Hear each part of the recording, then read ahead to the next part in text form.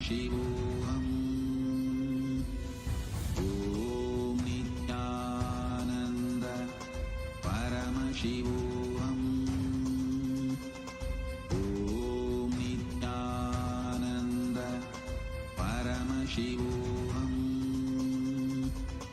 Om Nithyananda Paramashivoham.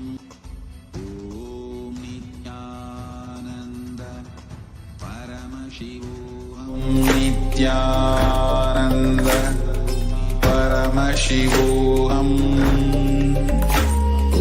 Om Nithyananda Paramashivoham. Om Nithyananda.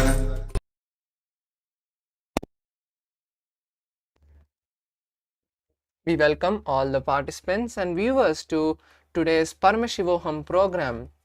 As part of the Paramashivoham program, this is the first session, which is Kailasa's Nithyananda Yoga, Dutiya Vinyasa Krama, where we'll be performing this 308 intense and powerful Kundalini awakening asana sequence, which is directly been revealed by the Supreme Pontiff of Hinduism, the incarnation of Paramashiva, our beloved Swamiji. Now, before we enter into this intense sequence of asanas, there are a few things that we need to set up to perform this sequence. First of which is the Panchapatram and Uddharani, which is the water pot and a spoon, a cup of water and a spoon to perform the ritualistic cleansing. Next, we request all the participants to apply the sacred ash, the Bhasma, in the 16 places as shown by the Acharya, and all the male bodies are requested to remove your upper cloth, because as per the Agamas, whenever we perform any ritual, male bodies are supposed to remove their upper cloth. So we request all the male bodies to remove your upper cloth and set up these few items before we start the sequence of the Dvitiya Vinyasa Krama.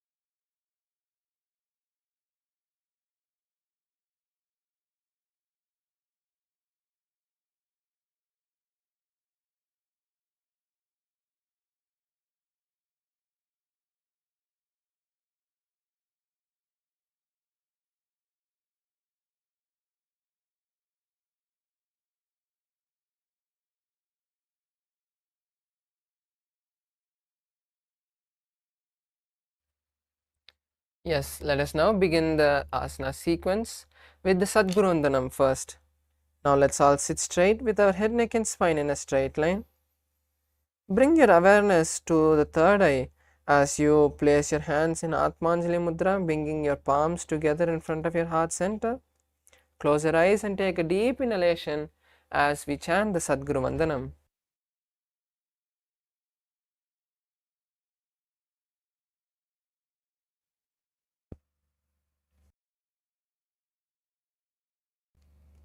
Nithyanandam Paramasukadam Kevalam Jnanamurtim Dvandvatitam Gaganasadrisham Tattvamasyaadilaksham Ekam Nityam Vimalamachalam Sarvadhi Sakshibhutam Bhavatitam Trigunarahitam Sadgurum Tam Namami. The next will be chanting the Shiva Mula Mantra. By chanting the Shiva Mula Mantra, we invoke the presence of Paramashiva before we start this ritual of Nithyananda Yoga.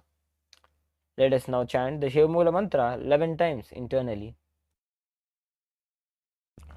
Om Ham Haum Shivaya Namaha. Om Ham Haum Shivaya Namaha. Om Ham Haum Shivaya Namaha.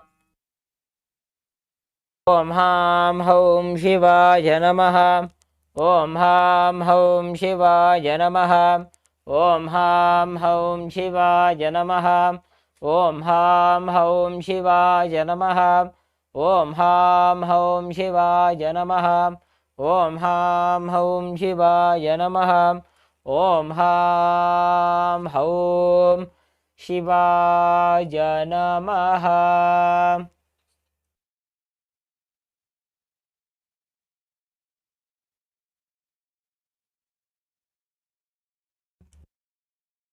The next is Tattvachamanam, the ritualistic cleansing. Now, keeping your right hand in the Gokarna Mudra as the Acharyas are demonstrating, take an uddhani of water into your right palm. Sip the water each time we chant the word Swadha. Om Atmadattvam Shodhayami Swadha. Om Vidyadattvam Shodhayami Swadha. Om Shivadattvam Shodhayami Swadha. Please wash your hand with an uddhani of water. Wipe your lips twice with the base of your right thumb. Om Ham Hridayaya Namaha. Again wash your hand. With the tips of your right hand, index, middle and ring fingers joined together, touch above your upper lip and below your lower lip. Again wash your hand. With the tips of your right hand, index finger and thumb joined together, touch your right nostril, your left nostril. The tips of your right hand, ring finger and thumb joined together, touch your right eye, your left eye, your right ear and your left ear. Again wash your hand. With the tips of your right hand, little finger and thumb joined together, touch your navel center, your right chest, the left chest. The tips of all 5 fingers joined together, touch the top of your head, the right shoulder, the left shoulder and then the heart center. Again wash your hand.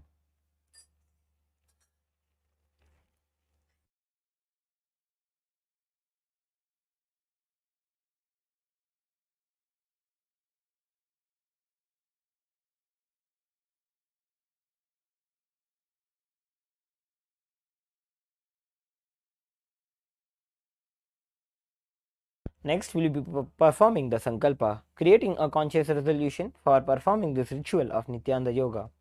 Please clasp your hands, place them on your right thigh. Om Mamopatta Samasta Duridakshayadvara Bhagavat Sri Nithyananda Paramashiva Prityartham Sri Nithyanandeshwari Paramashiva Shakti Sameta Sri Nithyanandeshwara Paramashiva Prityartham cha अद्य पूर्वोक्त एवं गुण विशेषेण विशिष्टायाम् अस्यां शुभतिथौ पूर्ण आरोग्य युक्त दृढ़गात्र यौगिक शरीर सिद्ध्यर्थं परमशिव शक्ति आविष्करणार्थं नित्यानंद योगाभ्यासं करिष्ये.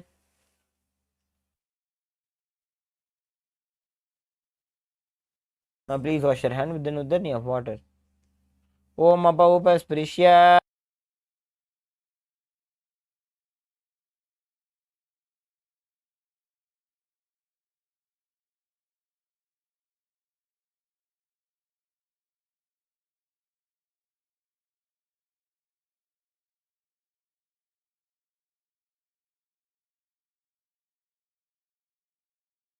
Yes, let us now begin with the Dvitiya Vinyasa Krama.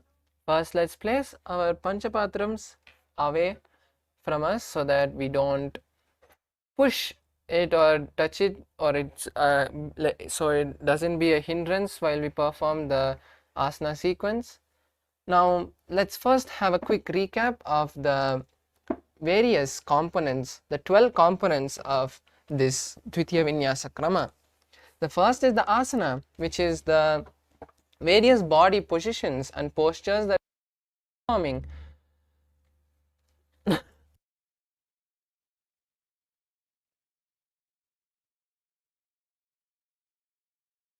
That we're going to be performing throughout this Dvitiya Vinyasa Krama.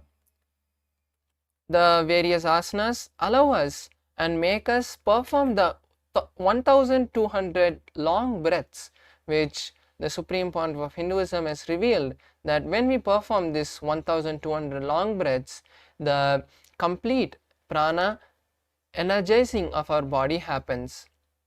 The next component is the pranayama. Now when we perform these asanas, the intense prana that is flowing into us has to be locked and spread throughout the body, and the pranayamas remove all the unwanted and negative apana and lock the prana into the body, making the prana spread throughout the body. The next is the mudras, which are the various hand gestures and body positions that we'll be performing throughout the sequence. The mudras are various hand gestures and positions that we'll be performing to lock this prana into the various energy centers, the various nadis throughout our body. The next is the bandhas. The bandhas also help hold the prana inside our body, and there are going to be 4 bandhas in throughout this that we are going to be performing throughout the Dvitiya Vinyasa Krama.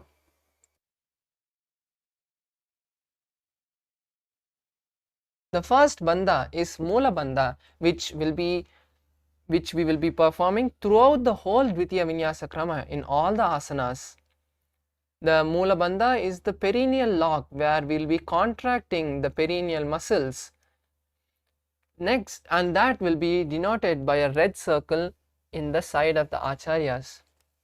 The next bandha is the Jalandhara bandha, which is the stomach lock. You will pull your stomach in and up, locking the prana, locking the air in your lungs, and that will be denoted by a yellow circle. The next is the Jalandhara bandha, which is the throat lock. You will be tucking your chin to the chest, locking the prana from releasing through your nose. This bandha will be shown by a blue circle. And when we perform all these 3 bandhas at the same time, it will be the Mahamudra bandha, which is shown by the purple circle. Next is the Karnas, the various dance positions which has been revealed by Paramashiva himself. When we perform these dance positions, we align our body to Paramashiva. Next is visualization. Visualization is one of the most important components, as when we visualize various gods, animals, sages, and the other yantras with that will be shown in the top right corner, we start manifesting those energies through our body. The next is the japa, which is the internal chanting of the various Mahavakyas given to us by Swamiji. Next is chanting of the Shastra Pramanas. As we chant these Shastra Pramanas, we continue to remember and hold these Pramanas, showing the authenticity of this Dvitiya Vinyasa Krama. Next is weightlifting. Weights are revealed by the rishis in the various yoga scriptures long before the weightlifting or the bodybuilding industry has come. The various asanas in which we'll be performing and we can use the weights I'll be sharing with you and telling you when you can use the weights. Next is the mandala, which is the Shri Yantra that is being shown behind the acharyas. This Shri Yantra is the most perfect replication of the cosmos itself, the various energies that hold the cosmos. When we gaze at this yantra, when we gaze at these yantras, the energies of that yantra start to manifest throughout our body. The next is the abharana, which is the Rudraksha jewelry that we are wearing. The Rudraksha is a powerful battery that stores the energy and gives it to us whenever we are low and raises our consciousness. And the last component is Aushadha, which we'll be using in this Dvitiya Vinyasa Krama. The Aushadha are various alchemy products. Like for this Dvitiya Vinyasa Krama, we'll be using the sacred ash, then the vermilion, which is kumkum, which we'll be applying in our third eye, on our third eye, and turmeric paste, which we'll be applying on the side of our temples. Now that we have seen these 12 components, let's start with the first asana, which is Sukhasana. Now sit straight with your head, neck and spine in a straight line. As you lock your legs into a cross-leg position. Visualize Paramashiva in your inner space and gaze in front of you as you keep your fingers, your thumbs and index touching each other in Bindu Mudra. Place your hands on your thigh and start performing the first kumbhaka of this Dvitiya Vinyasa Krama for the next asanas, which is Samana Kumbhaka. Samana Kumbhaka is inhaling, holding the breath and visualizing the gastric fire in your stomach, the Jhataragni getting intensified, and then exhale. Perform Mahamudra Bandha, which is the 3 locks together, and hold the first japa, which is Soham, in your inner space. तत्सुखासनमित्युक्तम् अशक्तस्तत्समाचरेत् आसनं विजितं येन जितं तेन जगत्त्रयम्.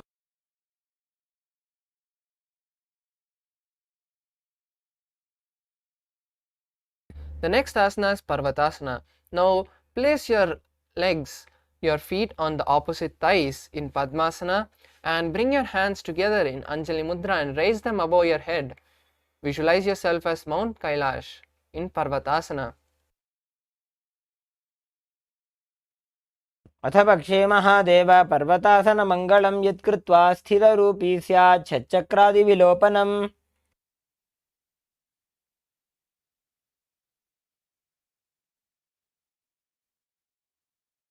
Next asana is Halipavasana. Now bring the soles of your feet together in front of you and lock your hands behind your back in Parashamudra, which is interlacing your fingers. Gaze at the tip of your nose as you visualize Swamiji in your inner space.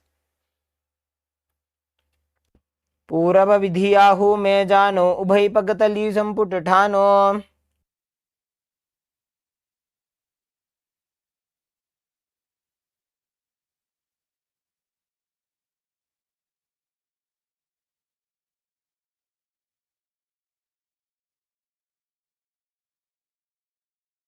The next asana is Nagi Pavasana. Now bring your hands forward and cup them next to your feet and lean down and place your forehead behind your heels. Visualize yourself as a snake as you gaze at your third eye in Shambhavi Mudra.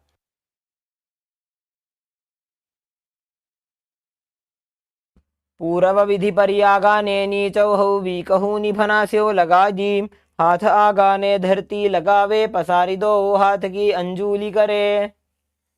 The next asana is Kokilasana. Now hold the big toes with your index and middle fingers in Prana Mudra and lift your legs up towards the sky and lock them into Padmasana. Bring your elbows to the ground and gaze in the floor in front of you as you visualize yourself as a bird. अन्यदासनं वक्षे येन सिद्धो भवे नरः अकस्माद् वायुसञ्चारं कोकिलाख्यासनेन च. The next asana is Nithyananda. Now stack your knees on your ankles and hold the opposite elbows and start circling them in a circle. Go circle your hand in one direction and switch the direction as you gaze at the tip of your nose. कोड़ा बामा पादकी आशमाहिली सोज दक्षचरण को अवारलोता परिगुल्फ समोज.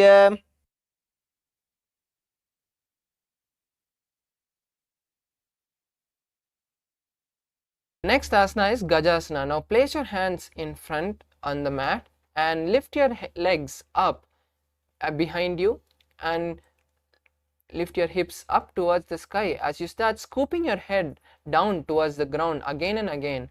Visualize yourself as an elephant as you perform Udyana Bandha. युज्यं पादाग्रे भूमौ कृत्वा लम्बी भूया मस्तकाग्रे निधाय नितम्बम् ऊर्ध्वमुन्नमय्य नाभिलक्ष्यं भूमौ नासिकामानीय. The next asana is Rikshasana. Now stop the motion and start alternating, bringing your one heel to the ground and raising the other heel. Visualize yourself as a bear. एकैकं पादमाकुञ्च्य गजासनं कुर्यात् वृक्षासनं भवति.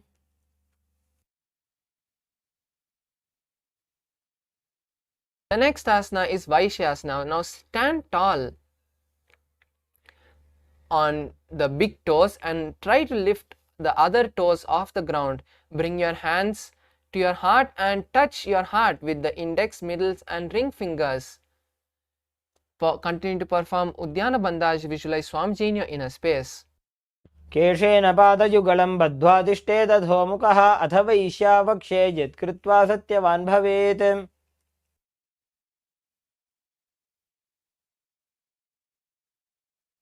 Next asana is Urdhva Karana, which is the first karana of this sequence. Now come to a half squatted position with your heels touching and your legs, toes pointed outward. Bring your hands to the heart center and start circling your knees and hands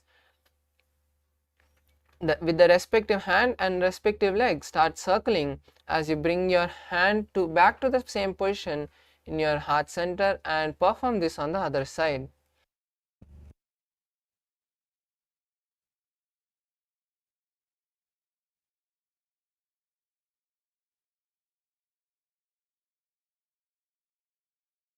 Next asana is Balalingasana. Now stand tall and bring one knee to the chest. Interlace your fingers in Sarvavashankari Mudra, which is interlacing your fingers outside in, and pull your knee to the chest as you gaze at the tip of your nose and visualize holding a baby.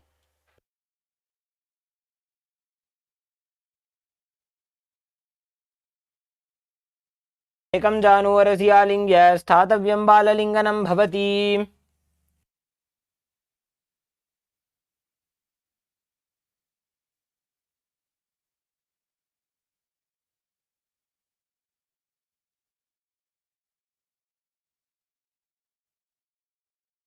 Next asana is Padapidnasana. Now lift one leg and pull it towards the buttocks with both your hands, interlacing them behind the feet in Parshamudra. Visualize Swamiji in your inner space.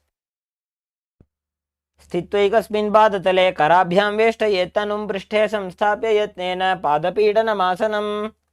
Now hold the raised leg from the inside and with the respective hand and pull it backward as you lean forward. With the other hand, touch the index and thumbs as in Bindu Mudra and visualize yourself as Lord Nataraja. उत्तानपादं क्रौञ्चं च मरीचिं वीरभद्रकं नटराजं त्रिकोणं च सुप्ताङ्गुष्ठप्रसारणे.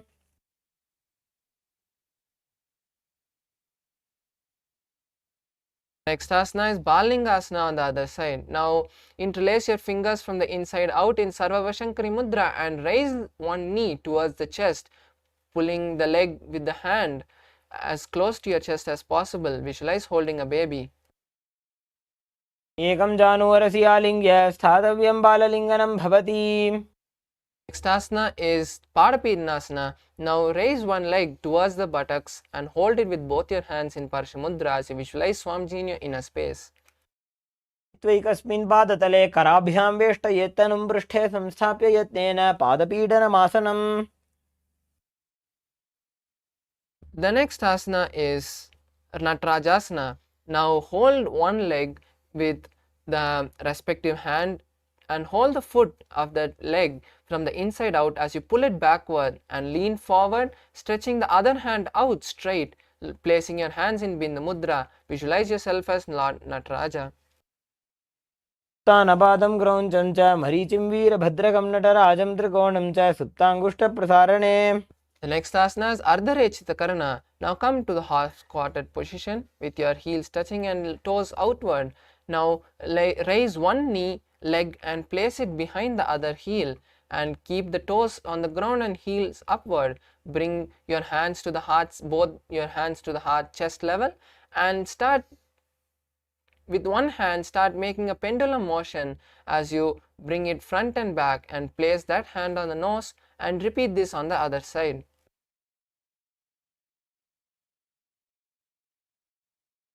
The next is the skeleton dance. Now start shaking your body without any pattern and visualize yourself as a skeleton completely just made of bones. Visualize all your tiredness, patterns and laziness leaving your body and Paramashiva filling it.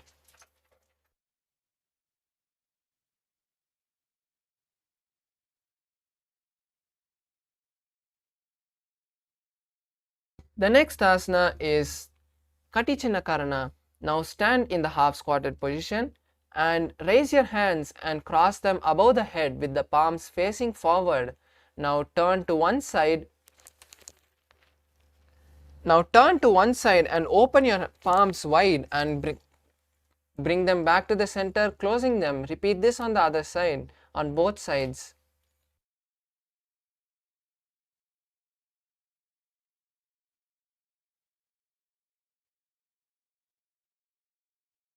The next asana is Tadasana. Now stand tall on the tip of your toes and raise your hands above your head as you visualize yourself as a tree, as a palm tree.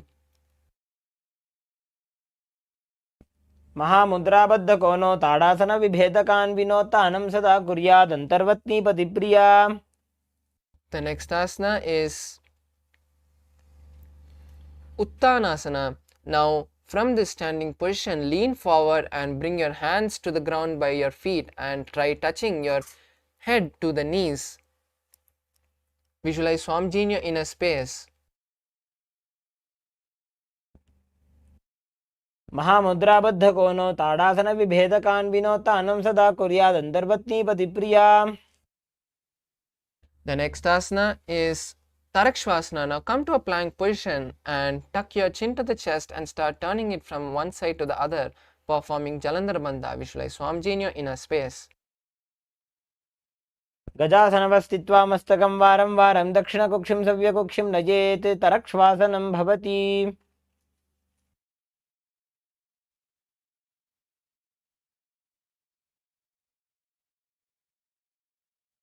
The next asana is Bhujangasana. Now come and lie down on your stomach and place your hands by your chest. Slowly raise your head off the ground as you, with your strength of your lower back, as you open your mouth wide and start inhaling through the hollow of your mouth in Bhujangani Mudra. Visualize yourself as a cobra.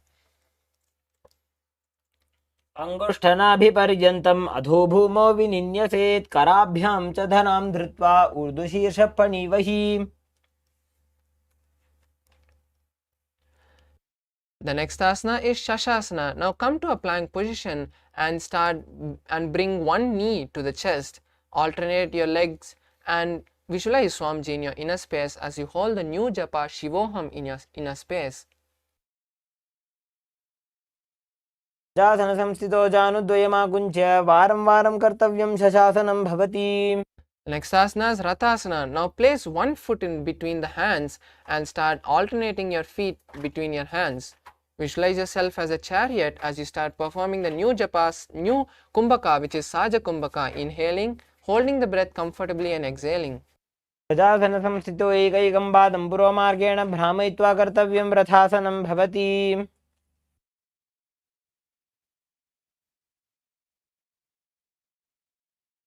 The next asana is Virabhadrasana. Now place one leg forward and bend the forward leg's knee in a 90-degree angle and keep the other leg straight as you point the toes outward. Now raise your hands above your head, keeping the elbows straight, and visualize yourself as Lord Virabhadra as you gaze at the third eye. वासिष्ठमथ कौण्डिन्यम् ऊर्ध्वकुक्कुटमेव च अष्टावक्रमथोत्थानं मयूरं सेतुबन्धनम्. The next asana is Virabhadrasana on the other side. Now switch the position of your feet and continue to visualize yourself as Lord Virabhadra as you gaze at your third eye in Shambhavi Mudra. उत्तानपादं क्रौञ्चं च मरीचिं वीरभद्रकं नटराजं त्रिकोणं च सुप्ताङ्गुष्ठप्रसारणे. Next asana is Vrikshasana. Now stand tall with both your feet together and raise one leg to the inner thigh. Keep your hands together in front of your heart and raise it above in Anjali Mudra as you visualize yourself as a tree. मोरुमूलदेशे च याम्यं पादं निधायतु तिष्ठेत्तु वृक्षवद्भूमौ वृक्षासनमिदं विदुः. The next asana is Garudasana. Now raise the raised leg and place it on the opposite thigh. Continue to keep your legs straight as a rod as you visualize yourself as Lord Garuda. गरुडासनमावक्षे येन ध्यानं स्थिरं भवेत् सर्वदोषाद्विनिर्मुक्तो भवतीह महाबली. The next asana is Vrikshasana on the other side. Now raise the other leg and place it at the base of the straight leg and keep your hands above your head in Anjali Mudra. Visualize yourself as a tree.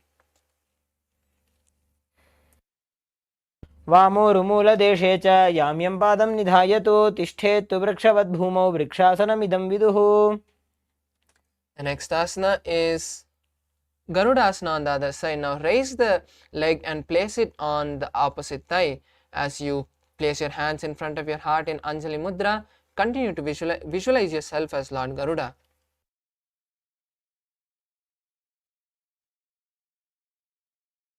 गरुडासनमावक्षे येन ध्यानं स्थिरं भवेत् सर्वदोषाद्विनिर्मुक्तो भवतीह महाबली. Next asana is Trikonasana. Now stand tall and place one leg forward and the other leg back. Let the back leg's toes point sideways and the front leg's toes point forward. Now stretch your hands and keep it parallel to the ground as you lean forward and place the hand on the ground and gaze towards the sky. Visualize yourself as a triangle. सुप्तानपादं क्रौञ्चं च मरीचिं वीरभद्रकं नटराजं त्रिकोणं च सुप्ताङ्गुष्ठप्रसारणे. The next asana is Trikonasana on the other side. Now switch the position of your feet and lean down to the ground as you gaze up towards the sky and visualize yourself as a triangle. उत्तानपादं क्रौञ्चं च मरीचिं वीरभद्रकं नटराजं त्रिकोणं च सुप्ताङ्गुष्ठप्रसारणे.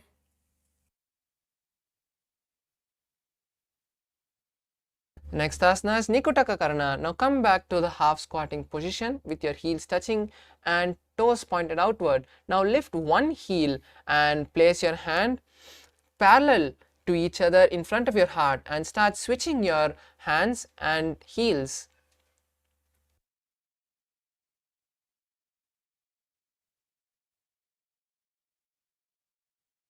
The next asana is Angushtasana. Now from standing position, place your perineum on the heels and sit on your heels. Keep the knees together and hands together in front of the heart center in Anjali Mudra as you visualize Swamiji in your inner space. Start performing Brahmari Kumbhaka, which is inhaling and exhaling, making a bee-like sound as you hold the new japa Sadashivoham in your inner space. कबन्धासनमित्याहुः गोरक्षासनमेव च अङ्गुष्ठमुष्टिकं ज्ञेयं ब्रह्मप्रासादितं तथा. The next asana is Saurasana. Now extend one leg forward and place both your hands by your side with the palms facing forward. Visualize Swamiji in your inner space. प्रसार्य एकं पादतलं संस्थाप्य त्वेकपादकम्. The next asana is Vidunanasana. Now with the respective hand hold the big toe of the stretched feet and with the other hand hold the heel of the other leg. Visualize Swamiji in your inner space. गुल्फस्थितो पादमेकं प्रसार्य तत्पादाग्रं संस्पृश्य तत्करेण गुल्फं चान्यं धारयेत् तत्करेण धूनं पीठं चाभ्यसेत् चोभयत्र. The next asana is Saurasana on the other side. Now bring both the feet back under your perineum and stretch the other leg forward. Place both your hands by your side, with the palms facing forward as you visualize Swamiji in your inner space. प्रसार्य एकं पादतलं संस्थाप्य त्वेकपादकम्. The next asana is Vidunanasana on the other side. Now stretch with your hands forward with the respective hand and hold the heel with the other hand. Bring your forehead to the knee as you visualize Swamiji in your inner space. गुल्फस्थितो पादमेकं प्रसार्य तत्पादाग्रं संस्पृश्य तत्करेण.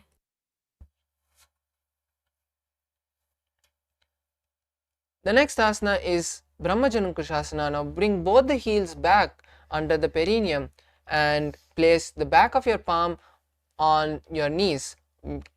Open your knees wide apart and gaze at the floor in between your knees. Visualize Swamiji in your inner space as you perform Jalandhara Bandha, which is the throat lock.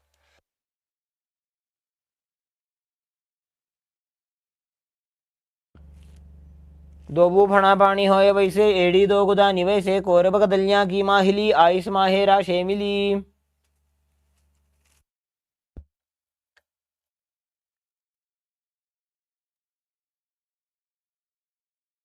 The next asana is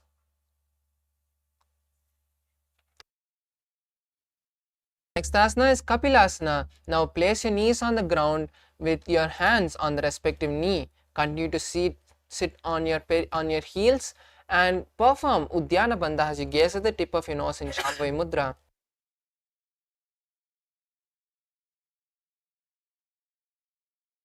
उभई पगदली समठारावे तिनकी माहिली कोर मिलावे फना पानी उकड़ होए वैसे एडी दोबू जोनी निवैसे. The next asana is Bhadragorakshasana. Now from the same position, gaze at your third eye and continue to visualize Swamiji in your inner space.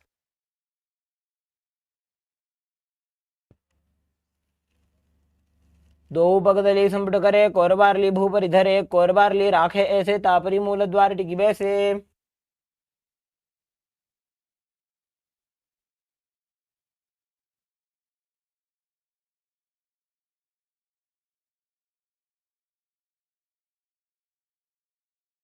The next asana is Suryasana. Now raise the knees off the ground and bring your thumbs and little fingers together and open your palms wide into a lotus. Raise them above your head as you visualize Lord Surya in your inner space and perform Jalandhara Bandha.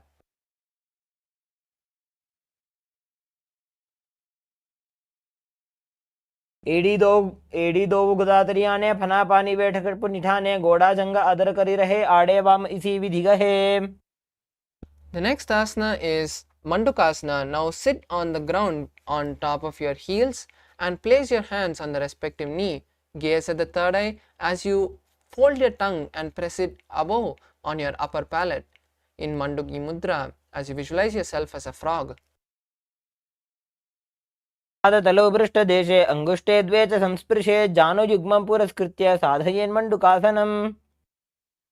The asana is Uttana Mandukasana. Now raise your hands above your head and cross them touching the opposite shoulder. Continue to perform Manduki Mudra and visualize yourself as a frog. मंडुकासन मध्यस्थं कूर्पराभ्यां धृतं शिरः एतद्भेकवदुत्तानम् एतदुत्तानमण्डुकम्. The next asana is Simhasana. Now cross your ankles and sit on your heels and place your hands on the respective knee and start exhaling out forcefully with your tongue outside. Visualize yourself as a lion as you gaze at your nose in Shambhavi Mudra. सव्ये दक्षिणगुल्भं तु पृष्ठपार्श्वे नियोजये दक्षिणे पितता सव्यं गोमुखं गोमुखाकृतिम्.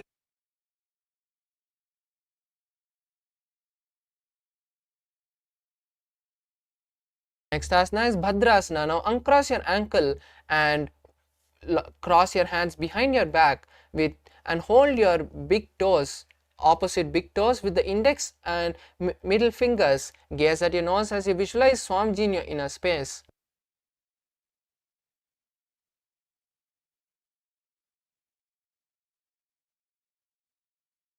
गुल्भौ च वृषणस्याधः सीवन्त्याः पार्श्वयोः क्षिपेत् पादपार्श्वे तु पाणिभ्यां दृढं बद्ध्वा सुनिश्चलम्. Next asana is Kakabusandi Asana. Now come to a squatting position with your legs together and knees wide apart. Circle your hands around your knees and try to hold them behind your back. Gaze at the tip of your nose and visualize yourself as a crow as you hold the new japa Sadashivoham in your inner space.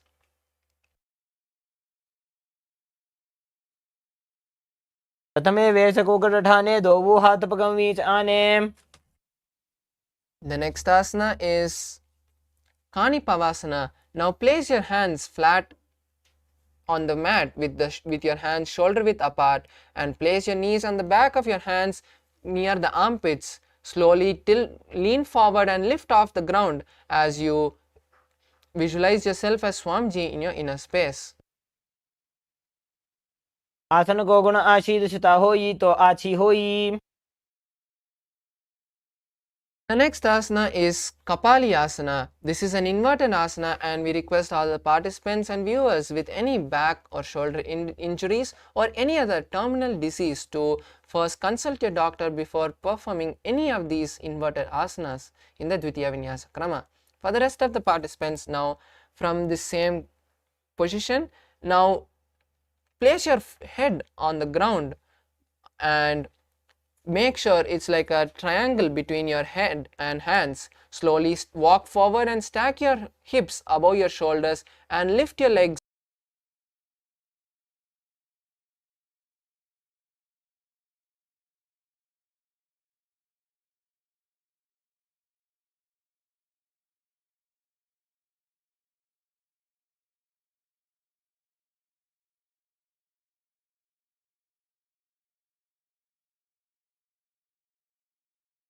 off the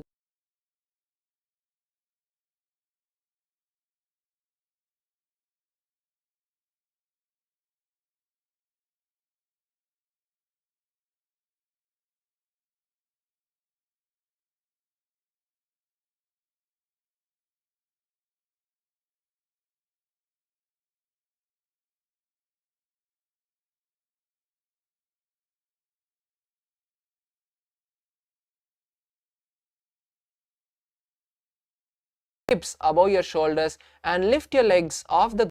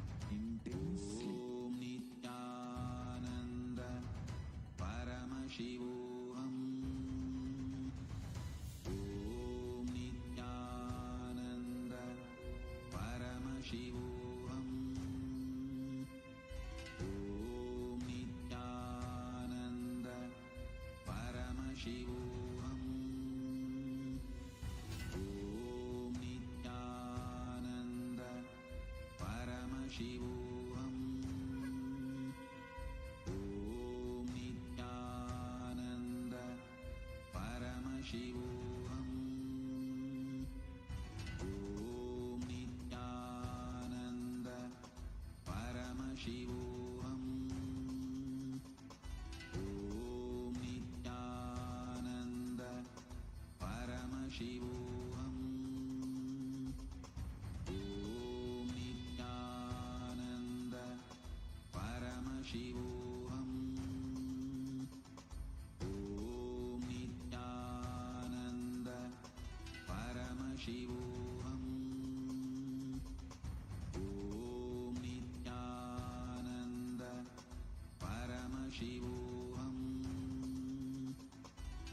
Om Nithyananda Paramashivoham.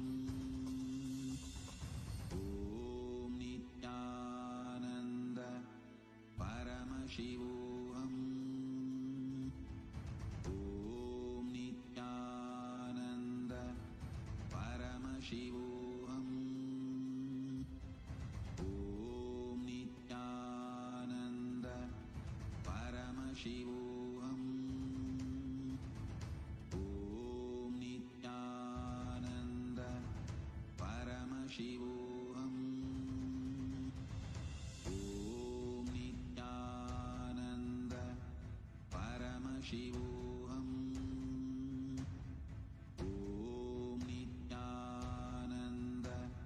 Paramashivoham.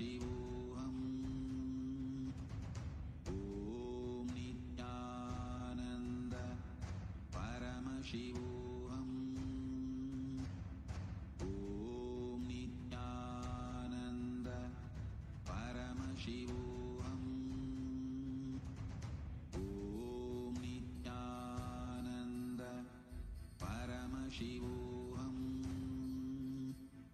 Om Nithyananda Paramashivoham. Om Nithyananda Paramashivoham. Om Nithyananda Paramashivoham. Om Together, Welcome you twist all your body and place with both my love hands to the and side respects. as you align your Before elbows with entering the into the knee and hip sutras, and I lean want onto your all of you arms, to balance, extending just your sit legs to the for side. a few seconds. Gaze to your third eye Sit as you straight visualize yourself as a and just peacock prepare yourself. and exhale fully in Rechaka Kumbhaka as you hold your breath in the exhaled state. Perform the Mula Bandha as you do so. मयूरं दण्डवत् कुर्यान् मायूरं दण्डनामकम्. Now, twist your body in the other direction and repeat Parshvamayurasana on the other side. मयूरं दण्डवत् कुर्यान् मायूरं दण्डनामकम्. The next asana is Bhairaganathasana.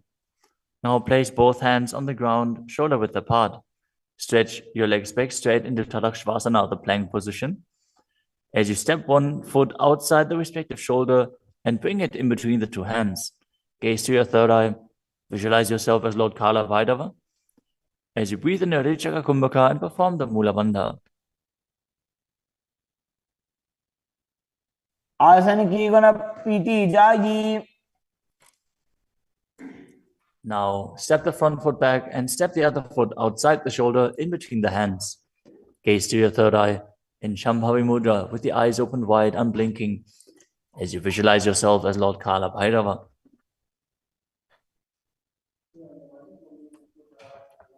आसन को गुण पीती जाई. The next asana is Unmukha Pitasana. From Tadakshvasana, the plank position, bring your forearms down on the ground as you walk your feet forward, raising your hips. Lift your chest and head up and gaze to your third eye, visualizing Swamiji in your inner space.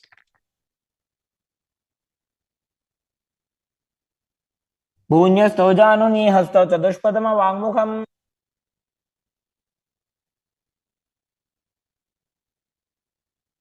The next asana is Vashishthasana. From Tadakshvasana, Rotate your body onto one hand and raise the opposite hand up. Keep the balancing hand directly beneath your shoulder as you raise your hips and gaze up towards the sky, visualizing yourself as Sage Vashishta as you perform the Mula Bandha. ऊर्ध्वकुक्कुटवासिष्ठ मरीचिहलमत्स्यकम्. Now twist your body in the other direction. Balance on the other hand as you repeat Vashishtasana.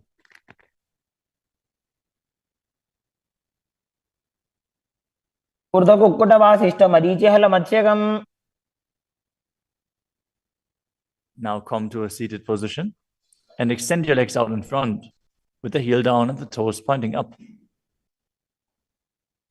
Now bring your hands under the buttocks with the palms facing up. Keep your spine straight, elbows close to your body. Tuck your chin to the chest. Contract the perineal region.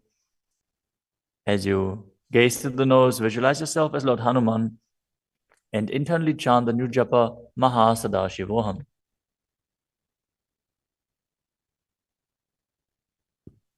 दो Booker की उभय हस्तेली कोरवारली मैले भेली.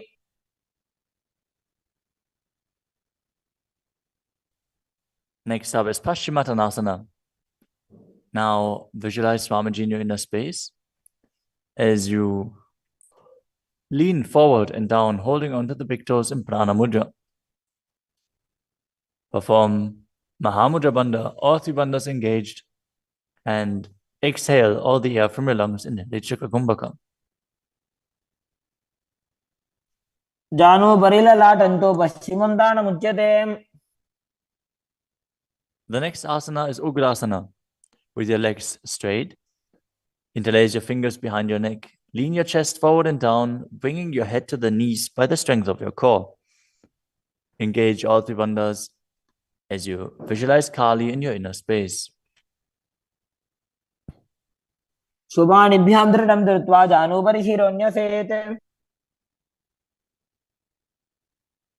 The next asana is Marichi Asana. Now, sit with the legs extended, bring one heel to the groin with the knee raised, and reach your arm in and around the raised knee as you clasp your hands behind your back. Bring your chest to the thighs, head to the knee, and visualize yourself as Sage Marichi. उत्तानपादं क्रौञ्चं च मरीचिं वीरभद्रकम्.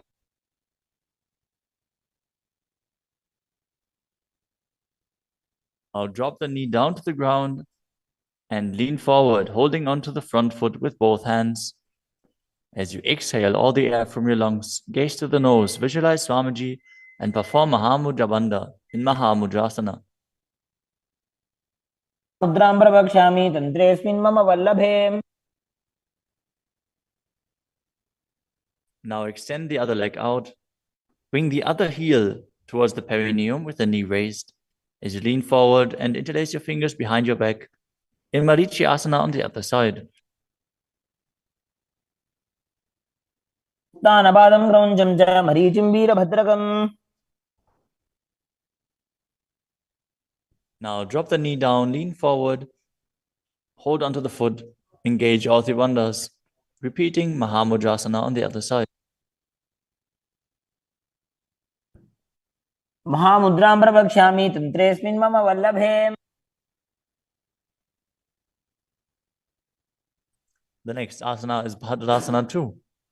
As you sit and bring the soles of the feet together with your heels close to the perineum, keep your knees wide, hold your feet firmly with both hands, and maintain a straight spine as you gaze to the nose and visualize Swamiji in your inner space. उल्भौ तु वृषणस्यादः सीवन्त्याः पार्श्वयोः क्षिपेत्.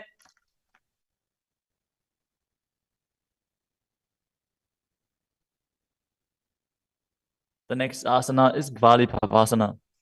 From Bhadrasana, extend your feet away from your body. Keep the toes together, heels apart, knees wide open. As you place your hands on the respective knees, tuck your chin to the chest and gaze to the nose. Visualize Swamiji in your inner space.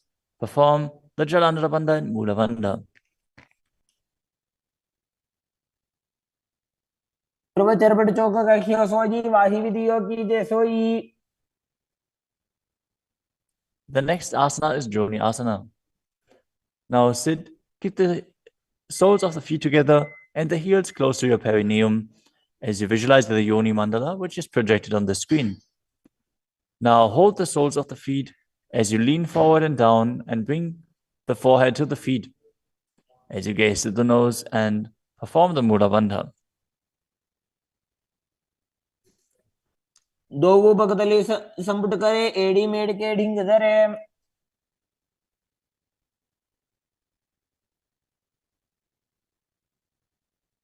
The next asana is Midakipavasana.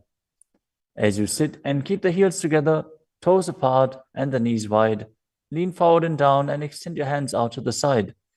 Keep the palms facing down on the ground to the sides as you bring your forehead to the ground behind your heels. Gaze to your nose, visualize Swamiji and perform the Mula Bandha. पूर्व विधि परिपकथली संपुट शोल एड़ी मिली राशे. Next up is Siddha Samadhi Asana. Now sit and keep the toes together, heels apart, as you bring your arms below the shins, extend them out to the sides and keep the palms facing up. Bring your forehead to the ground above your feet as you bring your toes near your throat if you can. Gaze to the tip of your nose, visualize Lord Surya in your inner space and perform the Mula Bandha. दोगो पकतली संपुट करे शोले मेड़ आगा में धरे. Next up is Chinakipavasana. Now sit and keep the heels together, toes apart, as you hold the feet and open them up like a book, bringing the backs of your hands onto the ground and the elbows pressing down on the thighs. Gaze at the nose and visualize Swamiji in your inner space. दो पकांगी एड़ी धरती मगिवा मेड़ लगावे. The next asana is Chatapata Chukasana. Sit and bring the soles of the feet together with the heels at your perineum. Open the knees and place your hands on top of the knees as you gently press them down. Pull your stomach in and up, gaze to your third eye as you visualize Swamiji in your inner space. दोगो पकतली संपुट धारे आगा ने करजार पसारे.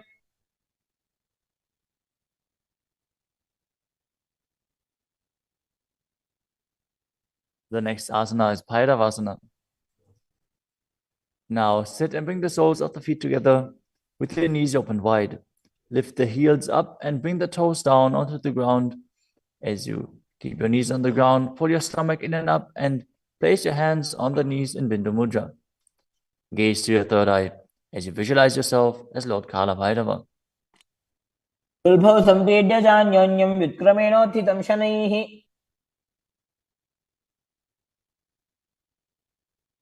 The next asana is Samanasana.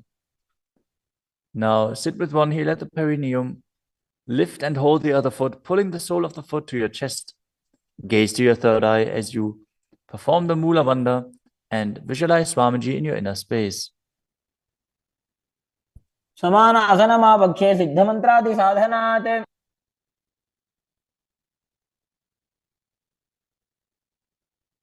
The next asana is Apanasana.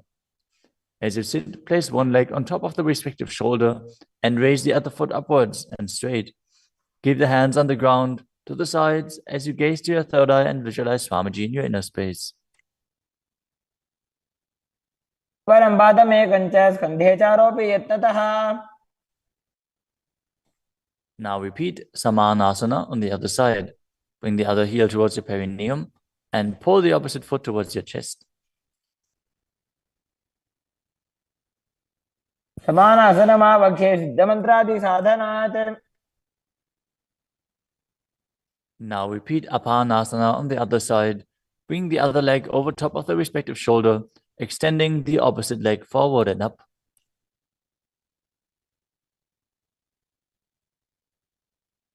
परं पादमेकं च स्कन्धे चारोऽपि यत्नतः.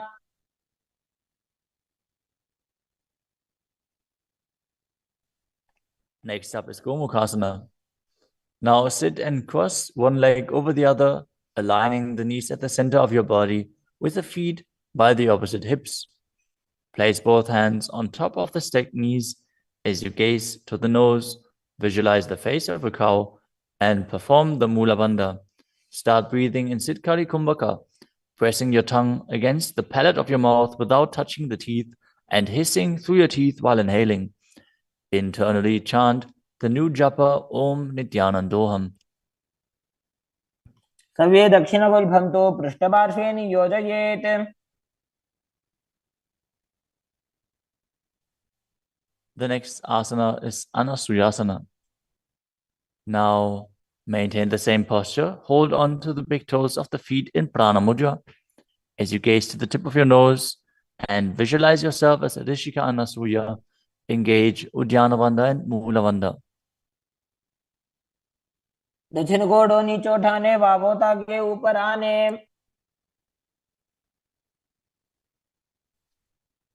Maintain the same position. Interlace your fingers behind your back and lean forward and down as you bring your chin over the knees, the nose towards the ground, and visualize yourself as Rishika Anasuya in Anasuyasana too.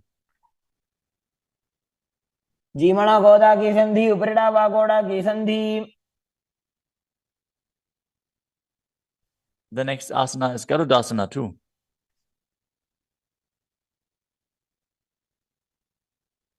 Now sit on the ground with one heel pressed against the perineum.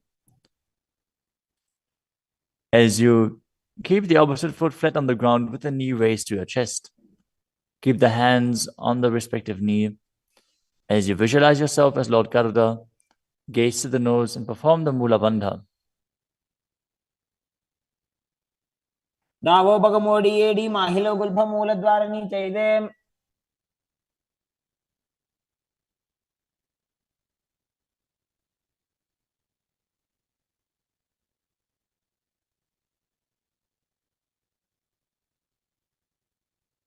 The next asana is Naradasana. Now, sit and place your perineum on top of one heel as you interlace your fingers behind your neck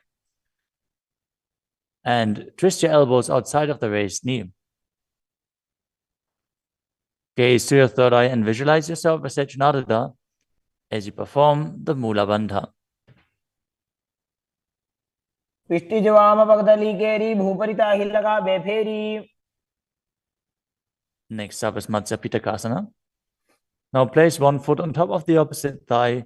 Wrap the respective arm around the knee, holding onto the opposite shin as you hold the big toes with the other hand in Prana Mudra. Visualize yourself as Matsya, the fish avatar of Lord Vishnu, as you perform the Mula Bandha. नवामांगुष्टंतो गृहीतं मध्य पीठकम्.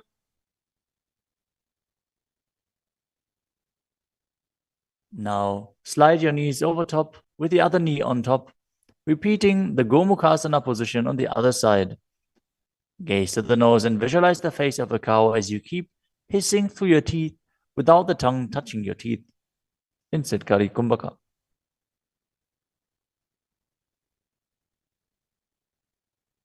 सर्वे दक्षिणगुल्फं तु पृष्ठपार्श्वे नियोजयेत्.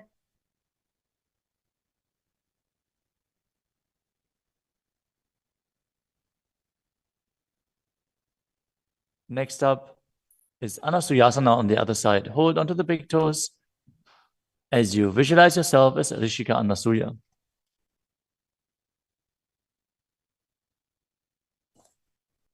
दक्षिण कोडो नीचे उठाने वावोता के ऊपर आने.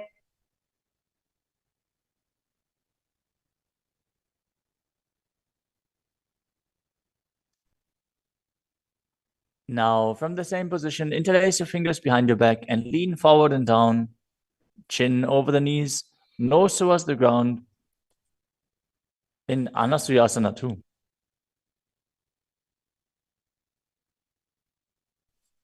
जीमणा गोदा की संधि उपरिड़ा वागोड़ा की संधि.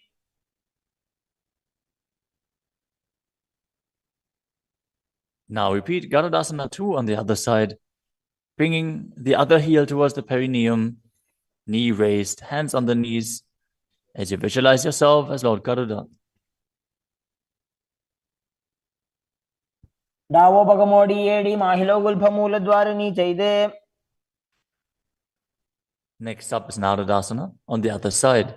Raise the perineum onto the heel, Interlace your fingers behind your neck and twist your elbows outside of the raised knee, visualizing yourself as Sage Narada. पिष्टिजवाम पगदली केरी भूपरिता हिलगा वे फेरी.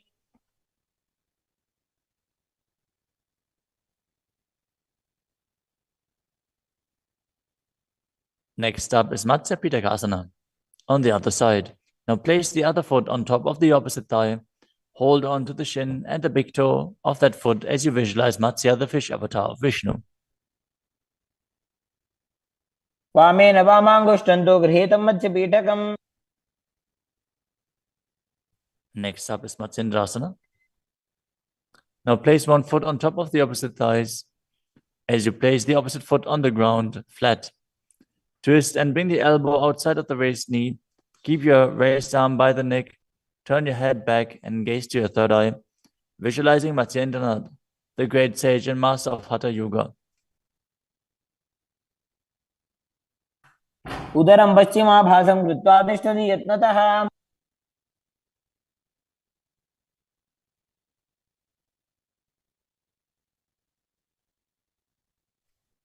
The next asana is Kubhasana. From Matsyendrasana, twist and bring your elbow outside of the raised knee as you extend your hand down to the foot, keeping the opposite hand at the respective ear. Twist your body back. Gaze back and up towards your third eye, visualizing yourself as a camel.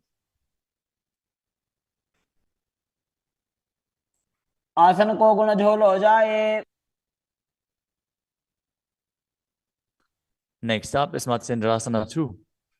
Keeping the hand extended down towards the foot, place your hand behind your body onto the ground as you gaze up to your third eye and visualize Matsyendranath.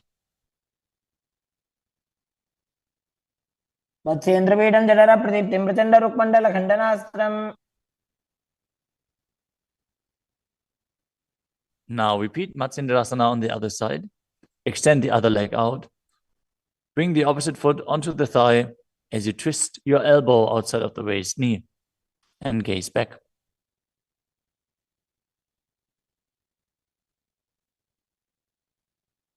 उदरं पश्चिमाभासं कृत्वा तिष्ठति यत्नतः.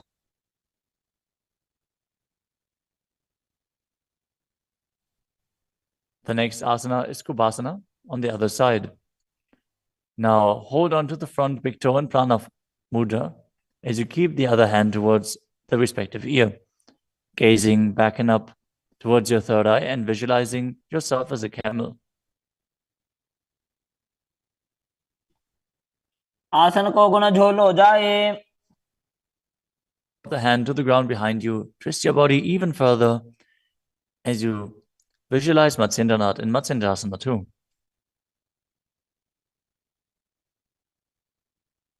मत्स्येन्द्रपीठं जठर प्रदीप्तिं प्रचण्ड रुक्मण्डल खण्डनास्त्रम्. The next asana is Padmasana. Now place your feet on top of the opposite thighs as you keep your palms flat on the respective knees. Engage all three bandhas, Mahamudra Bandha, as you gaze to the tip of your nose. Visualize yourself as Lord Shiva. Breathe in Sitali Kumbhaka, now pressing your tongue against the back of the teeth, hissing while inhaling as you internally chant the new japa Om Nithyananda Mahasadaशिवोहम. आसनं द्विविधं प्रोक्तं पद्मं वज्रासनं तथा. The next asana is Padmasana 2. As you sit in Padmasana, cross your hands in front of your body and hold onto the big toes in Prana Mudra. Gaze to the nose, visualize yourself as Goddess Parvati, the consort of Shiva, as you perform the Mula Bandha. अनुचरणं कृत्वा ऊरू संस्थो यत्नतः.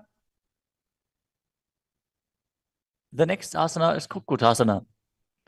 Now sitting in Padmasana, place your hands on the ground between the two thighs as you lift your body up off the ground. Visualize yourself as a rooster as you breathe calmly in Sahadra Kumbhaka and perform the Mula Bandha. पद्मासनं सुसंस्थाप्य नान्बोरौरन्तरे करो.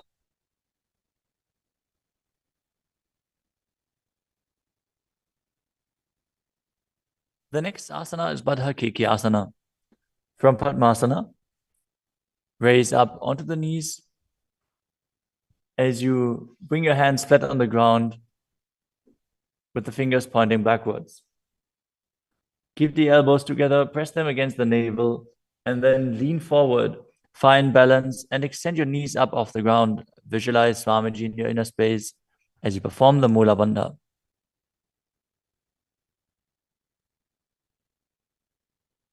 धरामवष्टभ्यकरद्वयेन तत्पूर्वपरि स्थापितानाभिपार्श्वः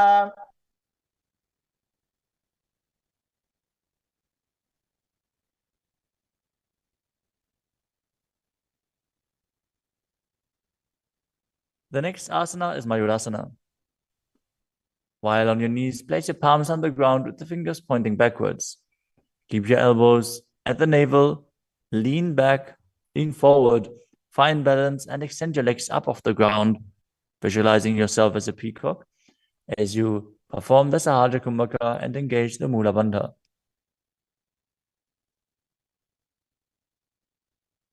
अथ वक्षे Mahadev मयूरासनमुत्तमम्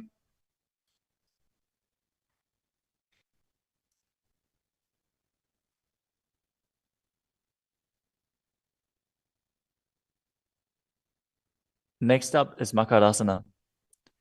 Lay down on your stomach with the feet pointing outwards and the forehead on the mat. Interlace your fingers behind your neck as you visualize yourself as a crocodile and perform the Mula Bandha. अध्यासशेते हृदयं निधाय भूमौ च पादौ च प्रसाद्यमानौ As you lay on your stomach, place your hands on the ground beside your chest. Raise your legs up, bring the thighs off the ground, visualizing yourself as a locust. In Shalabhasana. अध्यासशेते करयुग्मवक्षौ भूमिमवष्टभ्यकरयोस्तलाभ्याम् The next asana is Ushtrasana. As you lay on your stomach, bring your hands to the feet. Pull the feet down towards the ground outside of your hips. As you visualize yourself as a camel and perform the Mula Bandha. अध्यासशेते पदयुग्मव्यस्तं पृष्ठे निधाय विधृतं कराभ्याम्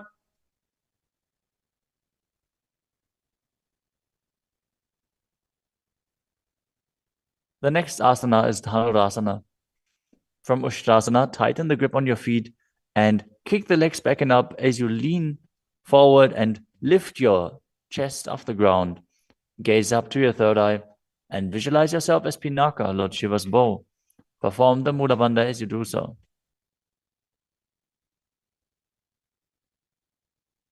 त्रिसार्यपादौ भुजदण्डरूपौ करौ च पृष्ठे धृतपादयुग्मम् The next asana is Bhagasana. Now come to a kneeling position with your feet flat on the ground, sitting in between the two heels. Place your hands on top of the knees. Visualize Swamiji in your inner space. Breathe calmly through your nose in Sahaja Kumbhaka.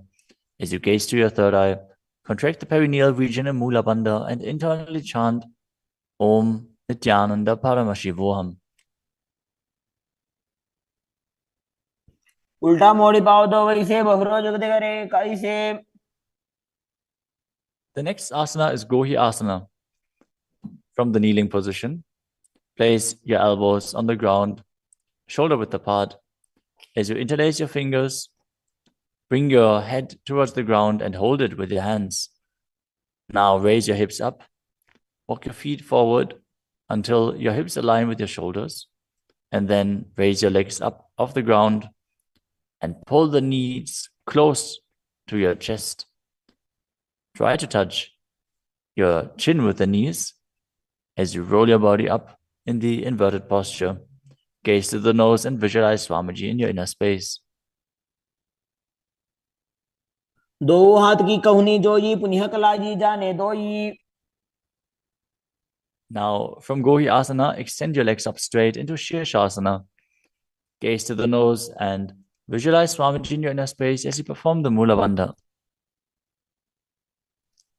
विपरीतं मण्डलं च द्विधैव विदितं हिनः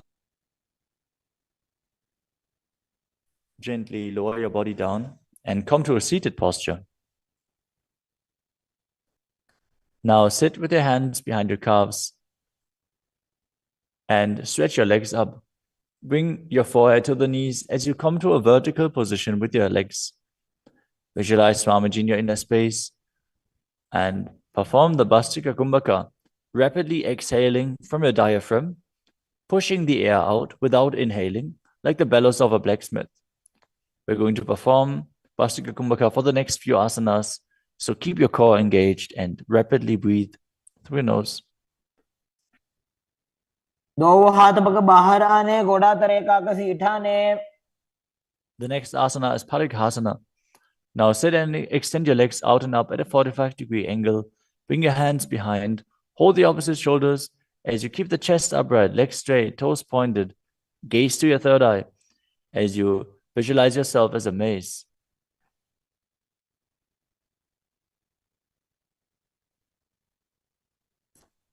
उत्तानशयनं कृत्वा पादौ मिलित्वा प्रसार्य.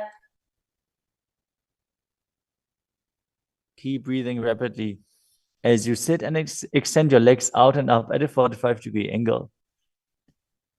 Keep your arms parallel to the ground or bring them down to the ground as you gaze to your third eye and visualize yourself as a boat in Naukasana. तानशयनं कुर्पराभ्यां भूमिमवष्टभ्य. Wesley Silva is even utilizing the weights as he's performing those asanas. Next up is Rudrasana. Now sit and lift your feet up. Scoop your hands under the heels and pull the feet towards your chest. Keep your spine upright, gaze to the nose as you visualize yourself as Lord Rudra. Perform the Mula Bandha as you do so. पगदली संपुटक हाथस्योपक ऊंचाई. The next asana is Unmukha Pitasana too. Now lay down on your back with the feet flat on the ground, the knees raised up. Bring your palms down to the ground with the fingers just touching the back of your heels.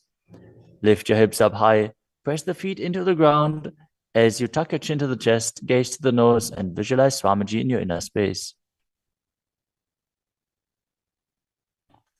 ऊर्ध्वे च जानुनी कृत्वा शवित्वोर्ध्वमुखं तथा उत्थाप्य हस्तौ तिष्ठेत्तु पीठ उन्मुख नामके.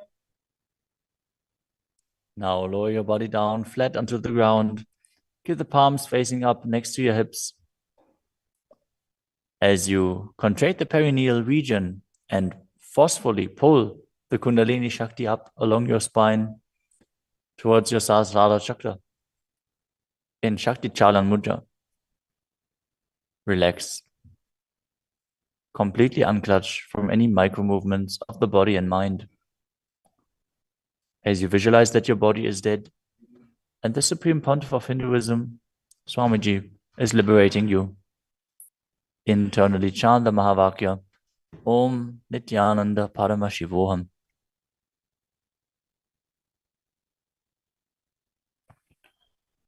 उत्तानं शववद्भूमौ शयनं तोषवासनं शवासनं श्रान्तिहरं चित्तविश्रान्तिकारकम्.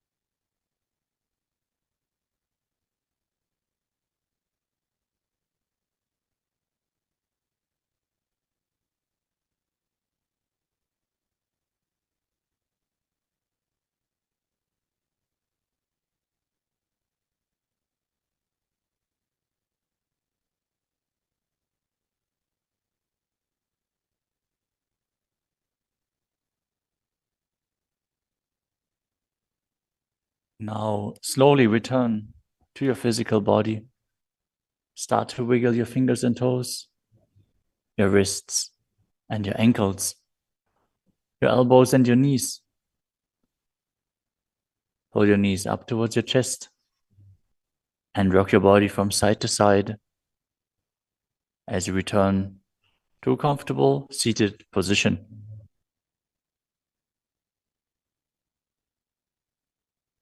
Congratulations! You completed the first 108 asanas of the sequence, which are the Pratama Vinyasa Krama. We are now going to continue the sequence with the next asana, which is Yathasana Nishthasana. Now sit in a posture that brings ease to your physical and mental space. Bring your hands on top of the knees in Bindu Mudra. Visualize Swamiji in your inner space. Breathe in Samana Kumbhaka, filling your stomach with prana and meditating on the flame kindling in your stomach as you perform the Mula Bandha and internally chant the Mahavakya, Om Nithyananda Paramashivoham.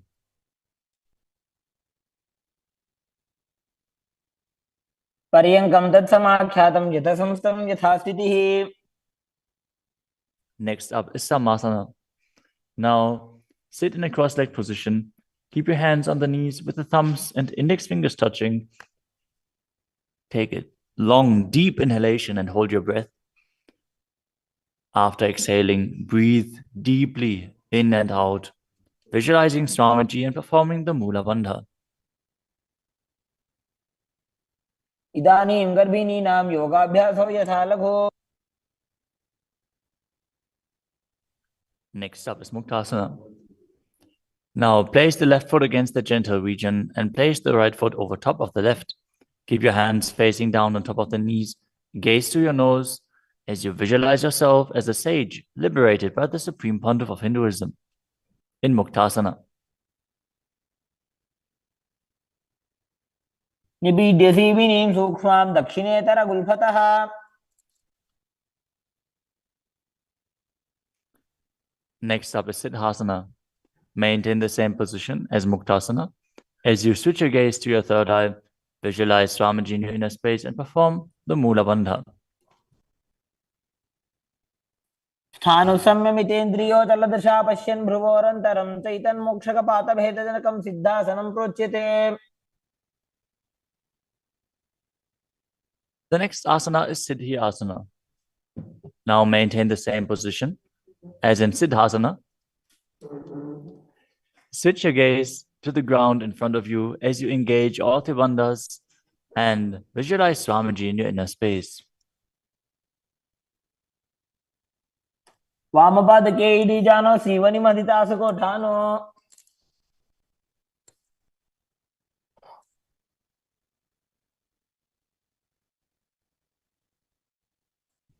The next asana is Rudrasana too. Keep your legs in the same position as Siddhi Asana. Rotate your hands on top of the knees into Bindu Mudra. Switch your gaze to the third eye. Visualize yourself as Lord Rudra as you perform the Mula Bandha.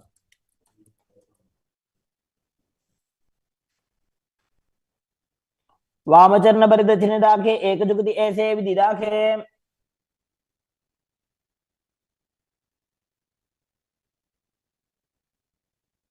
Next up is Santadunasana. Now maintain the same position. Switch your gaze to the nose and embody tranquility and an unshakable nature.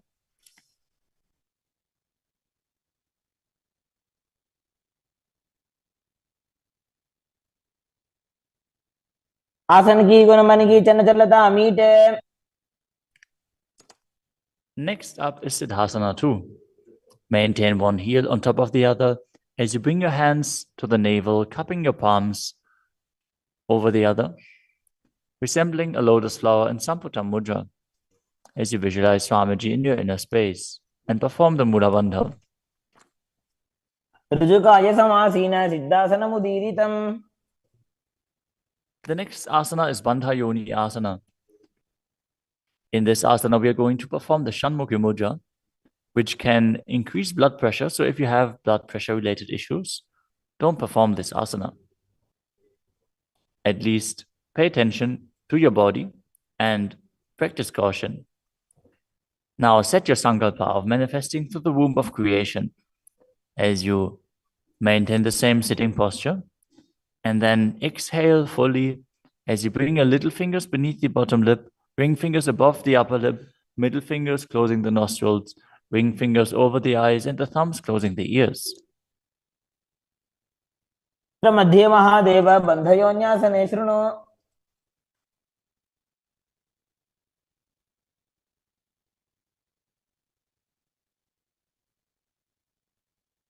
The next asana is Virasana. Place one foot on the thigh and the other foot under the opposite thigh. Touch your thumb and index fingers together in Bindu Mudra. Place them on top of the knees as you embody the space and state of bravery, Vida.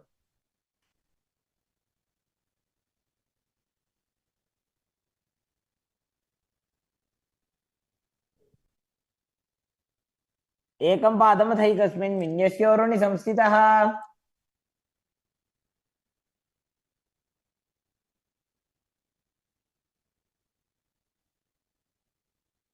The next asana is Valmikasana. Now keep the left heel on the right side of the regenerative organs and the toes under the thigh, with the right foot on top of the left, with the toes by the knee. Keep your hands on the knees, thumbs and index fingers touching. Gaze to your third eye and visualize Sage Valmiki, the great poet, sage and author of Ramayana.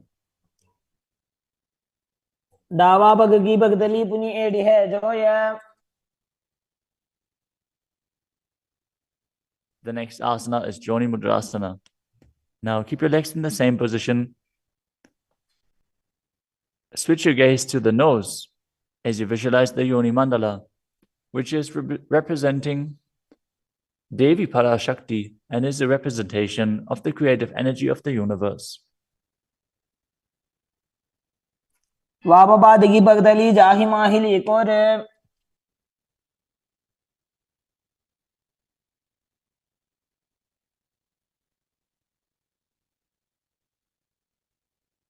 Next up is Yoni Asana.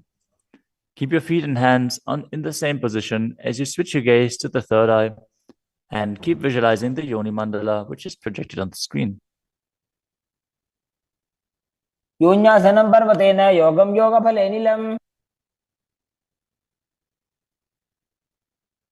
The next asana is Bhadrasana 3. As you sit and bring the soles of the feet together, holding them with both hands, bring your knees down towards the ground, gazing to the tip of your nose, visualizing Lord Viravaja in your inner space as you perform Uddiyana Bandha and Mula Bandha. गुल्भौ च वृषणस्यादः सीवञ्च पार्श्वयोः क्षिपेत्.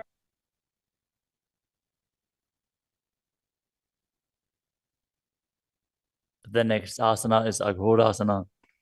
Now keep the soles of the feet together, heels at the perineum. Press your tongue up against the roof of your mouth or even higher, if you can, into the nasal tract in Kechari Mudra.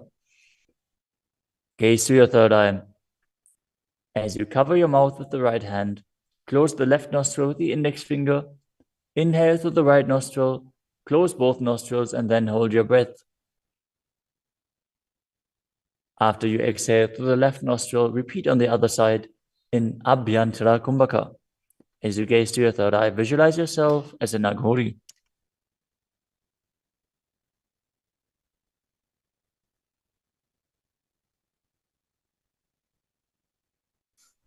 पूर्व कहो विश्रिका चोई वाही विधि जोगी जे सोई.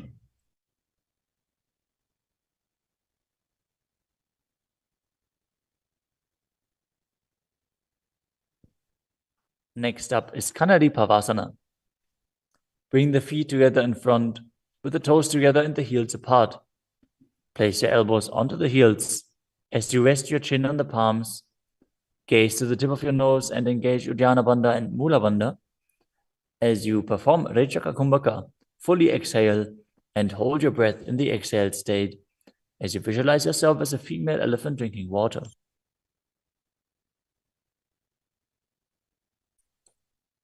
ग्वाली पाव आसन कख्यो है जैसे Yahoo में जाने विधि तैसे।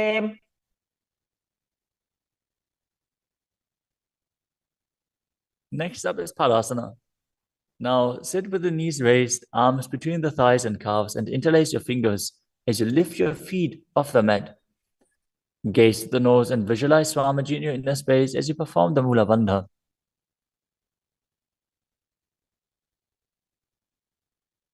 ततो ढुम्रे च येत् वायुं मृदुनिश्वास संयुतम्।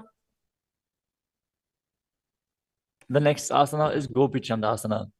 Now interlace your fingers around the feet with the soles together and place the toes at the groove of your throat, the heels on your chest. Tuck your chin onto the hands and gaze to the nose, embodying the state and space of a king as you perform the Mula Bandha. पूर्व विधि बगा का अंगूठा कंठ को पराशे।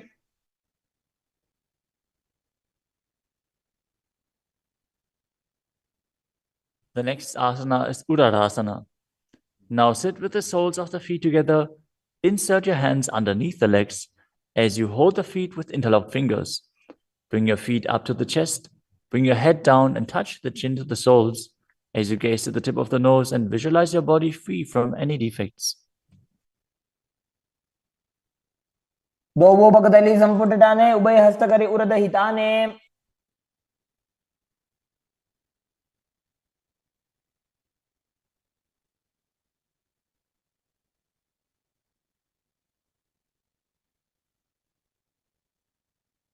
Next asana is Vishishtasana. From the same position, raise your feet up even higher. Bring your feet in front of your face with the interlocked fingers in front of your forehead. Visualize yourself excelling in everything as you perform the Mula Bandha. दोवो बगदली जोड़ी संपुट करे। The next asana is Bhujasana. From a seated position, lift both legs over top of the respective shoulders as you bring your arms underneath the legs and up, interlacing your fingers around the back of your neck. Visualize yourself as a cobra as you perform the Mula Bandha. शिरासनं तो विज्ञेयं कक्षासनम् अतः परम्। The next asana is Kalyanasana. Now maintain a seated posture, raise your legs up and bring your elbows under the knees as you wrap your arms around your back with the palms clasped behind. Gaze to the tip of your nose and visualize yourself as a beautiful, auspicious goddess. दोवो हाथ बगों बीच आने तिनको कोड़ा नीचे ठाने। The next asana is Sankatasana. With the left knee on the mat, place the left foot flat on the ground and sit down on the left heel. As you bring the right leg over top of the left, heel close to the hip.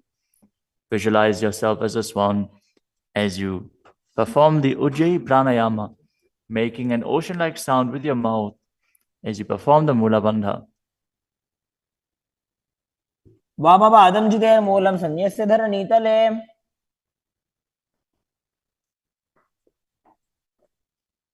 The next asana is Dhenukasana. Now slide the heel outside of the hip. Visualize a cow in your inner space as you keep your hands on top of the knees. Perform Uddiyana Bandha and Mula Bandha. अनुषागी Nagar पंचडम ऋषिरिंदगल्यम्नि। The next asana is Machandrasana. Now place the right foot on the left thigh and the left foot on the right knee. Bring the left hand behind your back and hold onto the right thigh. As you place the right hand on the left thigh, twist your body and gaze to your third eye, visualizing Swamiji in your inner space and performing the Mula Bandha. वामजंगभरत चिन्हटाने वामहस्त Vishti दिशा आने। Next up is Machandrasana 2. From Machandrasana, untwist and hold onto the respective big toes in Prana Mudra. As you lean your forehead down so it touches the ground, as you place your chest down on the heels, visualize Swamiji in your inner space and perform the Mula Bandha. प्रथम जी मनो चरण जुजोई वामजंग परिराखे सोई. Now interlace your fingers and place them on the top knee. Engage all three bandhas, Mahamudra Bandha, as you visualize Swamiji, your Guru, in your inner space in Guru Asana. ऊर्मूले इतरपादस्य निष्ठिका प्रदेशगुल्भं संस्थाप्य. Now again, sit down on the heel, this time on the right foot, as you keep the top of the foot on the ground and interlace your fingers on top of the other knees, visualizing yourself as a swan. वामपादं चिदेर्मूलं संन्यस्य धरणीतले. Now slide the heel outside the hip. Place both hands on top of the upper knee as you visualize a cow in your inner space and Dhenukasana on the other side.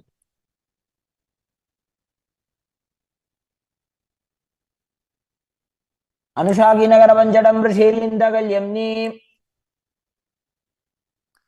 Next up is Machandrasana on the other side. Bring the left foot on the right thigh and the right foot on the left knee. Twist your body. Keep one arm behind your back and hold on to the opposite thighs as you gaze to the third eye and visualize Swamiji in your inner space. दक्षिणडाने वामहस्तविष्टिदिशाने. Next up is Machandrasana too. Now hold on to the feet as you lean forward and down, bringing your chest towards the heels and your forehead onto the ground. Visualize Swamiji in your inner space.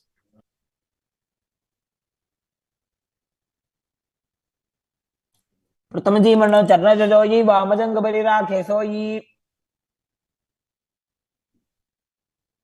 Now place your hands interlaced on the top knee as you visualize Swamiji, your Guru, in Guru Asana, engaging all three bandhas.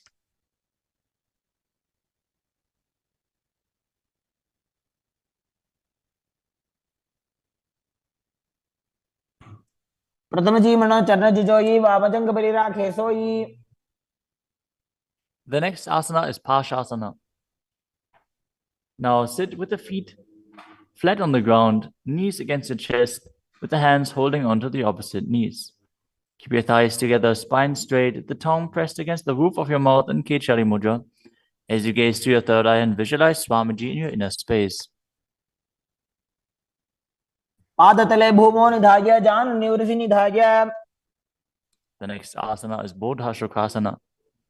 As you keep the feet flat on the mat, wrap your arms around the legs and hold onto the opposite wrists. Place your chin onto the knees as you gaze to the nose and visualize yourself being in an abode of bliss.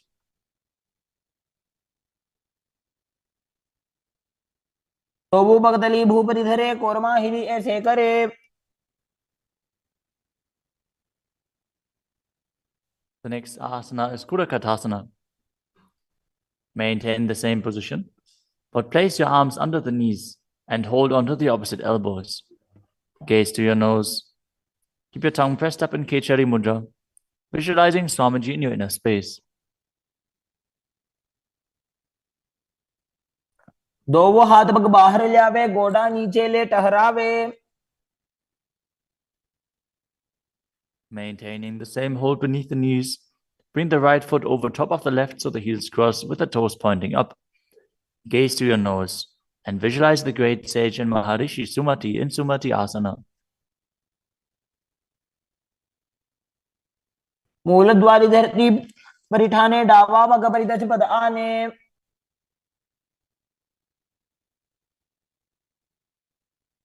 The next asana is Dandasana. Now extend your feet out straight with the arms raised straight above your head. Interlace the fingers with the wrists pointed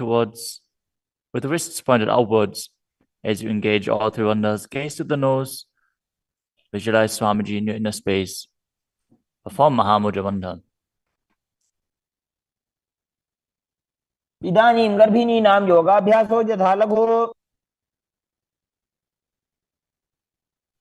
The next asana is Arambhasana. Now sit with your legs straight. Hold the big toes in Prana Mudra with index and middle fingers. As you lean your chest forward and down, bring your head to the knees. Inhale through the left nostril and exhale through the right. Perform Nadi Shodhana as you visualize Swamiji in your inner space.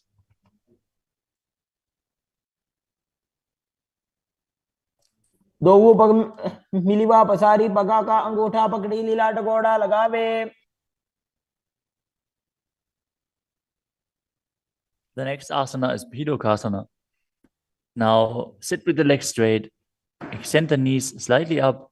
Bring one hand distance between the heels. As you bring your shoulders down, wrap your hands in and around the legs. Hold the soles of the feet as you gaze to your third eye and visualize Swamiji in your inner space. प्रथम बैसी दो वो पाव पसारी कछुक ऊर्धको गुरडो डारे. The next asana is Jalandhari Pavasana. Now extend both legs out with the heels together. Place your chin on the heels as you insert your hands below the legs. Keep the elbows together on the ground along with your fingers, palms facing up. Gaze to the nose, visualizing Swamiji in your inner space.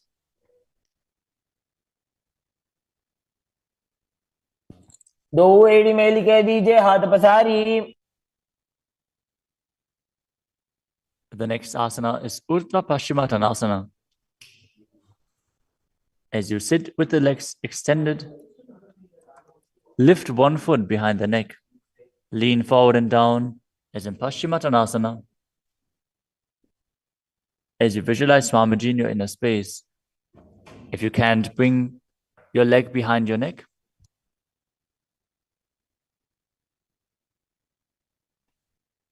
Focus on the prana flowing up from the Muladhara to the Brahmarandha, through the 9 various points within the body, which are the soles of the feet, the regenerative organs, the navel, the heart, the throat, the uvula, the middle of the eyebrows, the forehead, and the Brahmarandha, the crown of the head. Now engage the Mula Bandha as you perform Urdhva Paschimottanasana.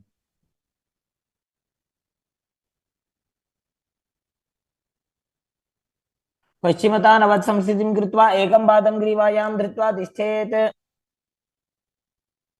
The next asana is Anantasana. Now lie on your back, lift the right leg behind the neck. The left hand holds the foot from the top. As you straighten your body, concentrate on the prana moving from Muladhara to Brahmarandha. Gaze to the nose as you visualize yourself as infinite, endless, or eternal, Ananta. उत्तानशयनि एकैकं पायी ग्रीवायां विन्यस्य. The next asana is Ankushasana. From Anantasana, rest on the elbow of the hand holding the foot. Concentrate on the prana flowing up as you gaze to the nose and feel in complete control. उत्तानशयित एकैकं पादं ग्रीवायां विन्यस्य. The next asana is Drushasana. Lie down on the back as you bring your knees to the chest. Encircle your thighs and calves with your arms as you rock your body from side to side, visualizing Swamiji in your inner space.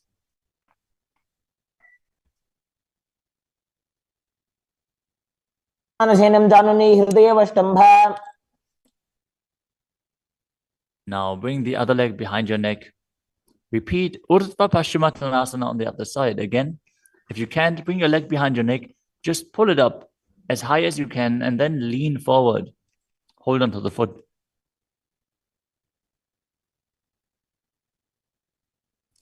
पश्चिमतानवत् संस्थितिं कृत्वा एकं पादं ग्रीवायां धृत्वा तिष्ठेत्. Now with the leg still behind your back, straighten your body, lay on your back, hold onto the foot with the opposite hand as you gaze at the nose and visualize yourself as being endless. तानशनि एकैकं बाजीग्रीवाजां विन्यस्य. Now roll onto your elbow and feel in complete control in Ankushasana.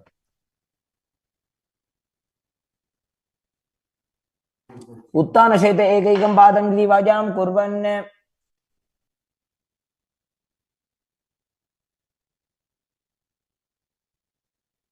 The next asana is Yoga Nidra.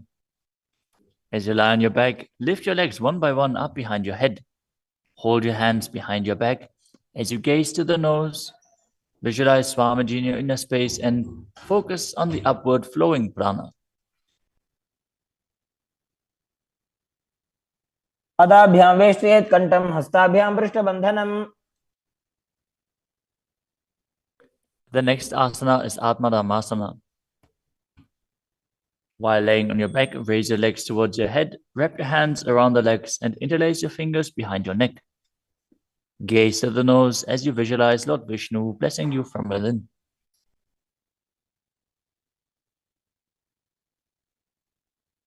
आत्मा राम आसन प्रथम सुधो सोवे. The next asana is Kochikasana. As you lay on your back, bring your knees to the chest with the soles facing up and extend your arms out sideways. Gaze to your third eye as you visualize Swamiji in your inner space.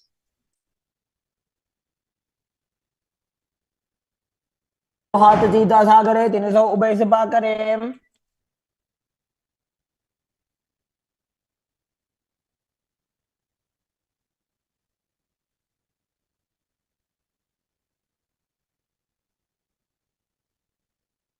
Next up is the Jatara Parivritti.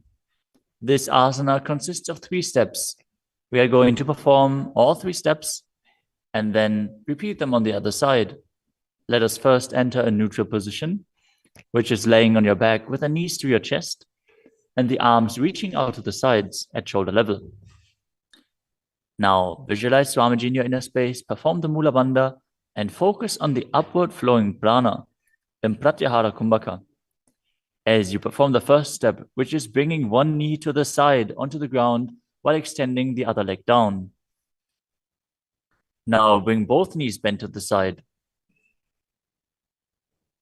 Straighten both knees to the side, hold onto the feet and gaze in the opposite direction. परिवृत्ति कोक्षिभागे त्रिधाहि परिकीर्तितः. Now come back to the neutral position, arms extended out to the sides and the knees pulled to your chest.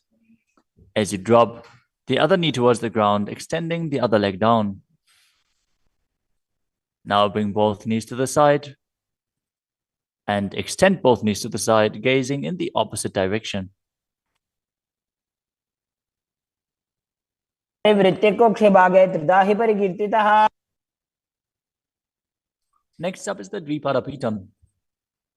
As you lay on your back, bend your knees and place your feet flat on the ground. Hold onto your ankles and lift your hips up, gazing to the nose and visualizing yourself as sturdy as a bridge. As you start breathing in the Murcha Kumbhaka, as you keep the Jalandhara Bandha engaged while exhaling, force the air out through the throat lock gently. This will bring about a state of swooning in the yogi. Perform the Mula Bandha as you do so. प्रतिक्रियायुतं द्वन्द्वपीठः सर्वबलप्रदम्.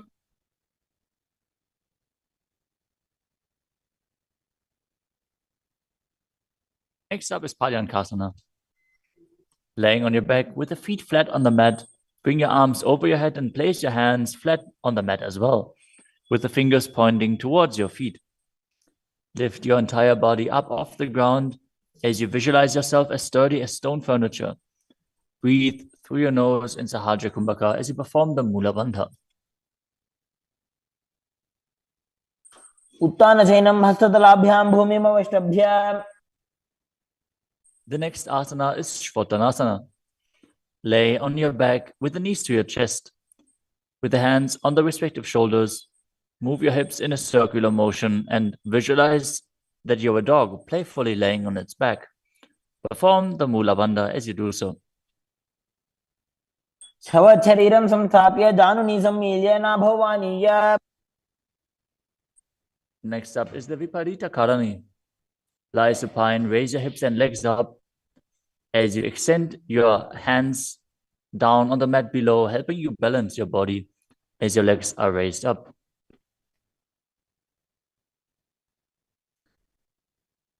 Move your legs in a circular motion as you visualize Swamiji in your inner space and keep Jalandhara Bandha and Mula Bandha engaged. भूतले सशिरो दत्त्वा खेनये चरणद्वयम्.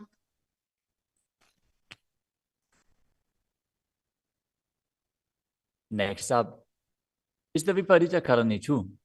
Now stop the movement of your legs. Keep them pointing up straight as you visualize Swamiji in your inner space. Karni विपरीताख्या सर्वाधिव्याधिनाशिनी.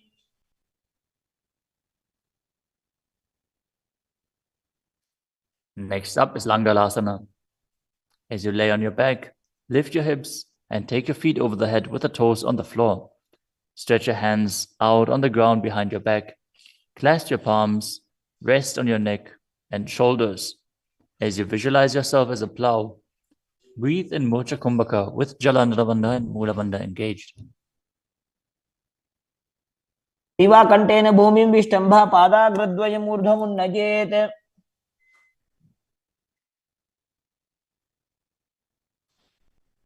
The next asana is Sajita Paschimottanasana.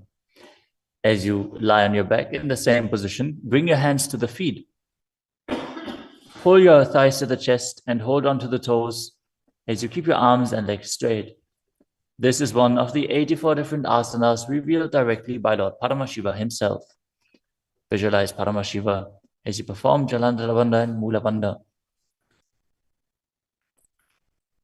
तानं शयित्वात् कुर्वीत शयितपश्चिमतानकम्. Next up is Supta Konasana. Maintaining the same position, bring your hip over top of the shoulder level and open your legs wide apart. Visualize Swamiji in your inner space. Perform Jalandhara Bandha and Mula Bandha. परिवृत्ति कोक्षे भागे त्रिदाहि परिकीर्तितः. The next asana is Chakrasana. Now bring your legs over top of your head, toes on the ground, hold onto the ankles of the feet and roll onto your back, keeping your legs straight. Visualize yourself as a chakra, a wheel, as you perform Jalandhara Bandha and Mula Bandha. पासनस्तद्वौ पादौ कुर्यान्मस्तकतः परो. Next up is Supta Prasarita Parangushtasana. As you lay on your back with the legs vertical, hold on to the big toes in Prana Mudra and then open your legs wide to the side. Visualize Swamiji in your inner space as you return to breathing in Ujjayi Pranayama, making an ocean-like sound with your mouth. उत्तानपादं क्रौञ्चं च मरीचिं वीरभद्रकम्. The next asana is Supta Parangushtasana. Now, hold onto the big toes and join your feet together above your body, keeping your legs straight and your arms straight as well. Visualize Swamiji in your inner space and perform the Mula Bandha. उत्तानपादं क्रौञ्चं च मरीचिं वीरभद्रकम्.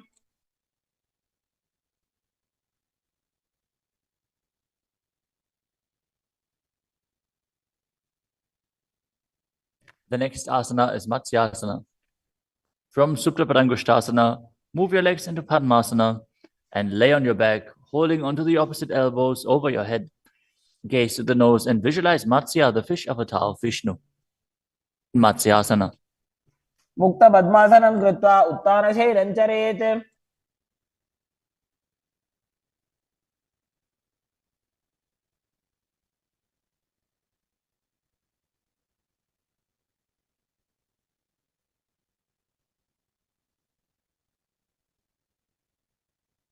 The next asana is Padasharamasana.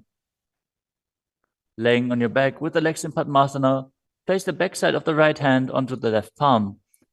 Gaze to the nose and visualize Rama in your inner space as you perform the Mula Bandha. प्रथम करे पद्मासन आचे सुदोषो वे भू परिपाचे.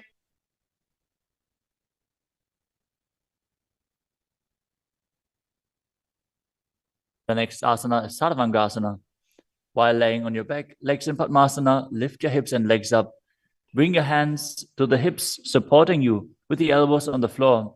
As you tuck your chin to the chest in Jalandhara Bandha, contract the perineal region in Mula Bandha. Gaze to the nose and visualize Swamiji in your inner space. अथवा क्षेत्र संक्षेपात् सर्वांगासनम् उत्तमम्. Next up is Vrishchikasana. As you lay on your back, one foot on the opposite thigh, lift the other knee towards your head. Extend both arms up above your head and hook the fingers forward, gazing to your third eye and visualizing yourself as a scorpion. प्रथमशेन सूधो शीशिकेशिकी संधि सुदाखे. Now exchange the position of your feet. Repeat Vrishchikasana on the other side.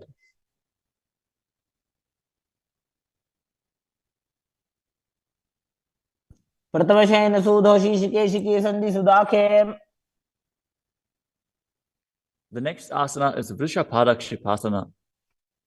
Now lay on your back and interlace your fingers around the neck as you lift both feet off the ground, extending one leg straight and the other knee pulled to the chest. Alternate extending and raising the knee again and again, visualizing Swamiji in your inner space and breathing calmly through your nose in Sahaja Kumbhaka. उत्तानशयनं कृत्वा अंगुलिभिः कन्द्रां बद्ध्वा. The next asana is Marottanasana. Lay on your back and lift your legs one by one up, touching the knees to your ears as you visualize Swamiji in your inner space. शोत्तानवत् संस्थितिः कृत्वा जानुद्वयं पर्यायेन कर्णयोः संस्पृशेत्. Next up is Vrikasana. While laying on your back, place the sole of the feet flat on the ground. Stand up and then sit back down, visualizing yourself as a wolf.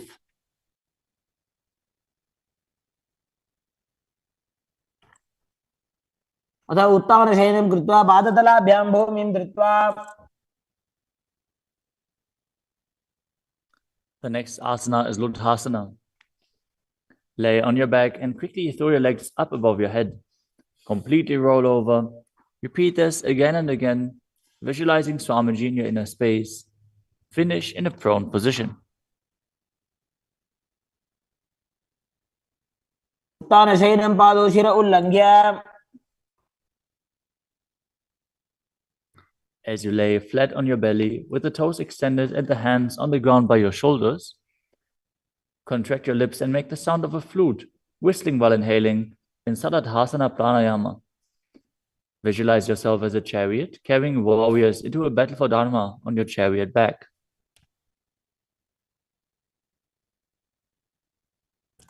युज्यशयनं कृत्वा नाभिं भूमौ निधाय. The next asana is Dehalyolanganasana. Now push your body up into Tadakshvasana, the plank position, as you jump your legs forward and back between the arms again and again. Visualize yourself go beyond the body and mind.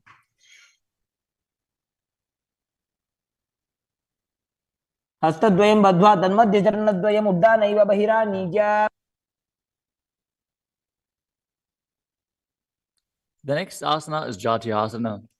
From a standing position, bend forward and place your hands on the mat, walking back and forth as you visualize yourself as a wise 60-year-old elephant.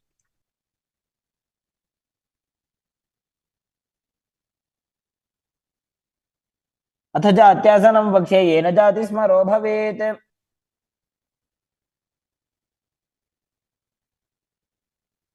Next up is the Luritika Karana. Stand with your knees bent, feet pointing outwards, and bend your elbows. Keep your hands at the chest level. Swiftly move your arms across your body and then bring them back to the center. Tilt your head back, open up your chest towards the sky, and move your head in all directions.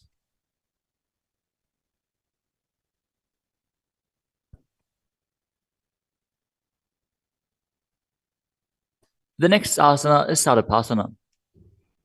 As you tie your feet with a rope, stand erect like a rod. Keep your arms at the side of your body with the hands touching your thighs. Visualize that your Kundalini, Devi, is raising and curling upwards around your body. As you breathe calmly through your nose in Sahajra Kumbhaka, leading the prana along your spine, contract the perineal region. Force the Kundalini Shakti up. As you internally chant Om Nithyananda Paramashivoham. अथ सर्पासनं वक्षे वायुपाणाय केवलम्. The next asana is Ushtrasadhanasana. While standing, place all fingers on the mat and then stand on your hands. Keep your feet on the fists as you begin to move and walk like a camel. Visualize yourself as a camel as you walk around on the mat.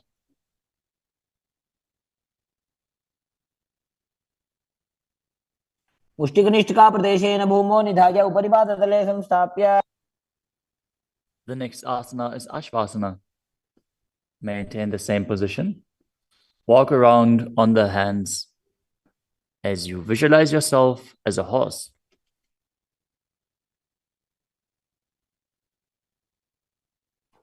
मुष्टिकनिष्ठिका प्रदेशेन भूमौ निधाय. The next asana is Kapota Nitakasana. As you stand straight with the feet together, interlace your hands behind your back in Padusha Mudra. Hold them down towards your calves as you open up your chest widely. Visualize yourself as a soaring bird diving.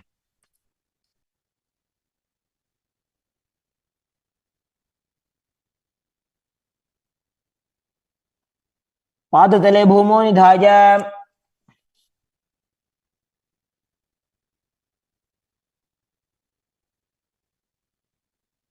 Next up is the Tala Pushpa Putam Karana. Stand tall with the palms together in Namaskara Mudra as you gently bend your knees and keep the toes pointing outwards. Simultaneously open up the palms and raise one heel off the ground as you slightly lower the waist and shoulder of the respective heel, bowing to both sides. As you visualize you're holding a bouquet of flowers and offering it to Paramashiva.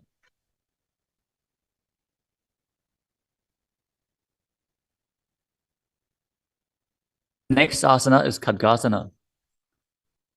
As you lay down on your stomach, jump your feet up towards your hands and stand. As you bring the palms together, forming the horn of the rhinoceros in Namaskara Mudra, visualizing yourself as a rhinoceros and gaze to the nose.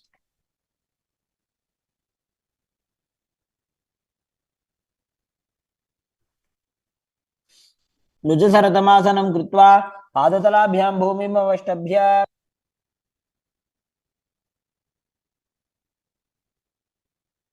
Next up is the Uttanottanam. Hold onto weights if you want to intensify this asana. Now sit down all the way or as low as you can to the ground and stand back up. Do this again and again as you visualize Swamiji in your inner space.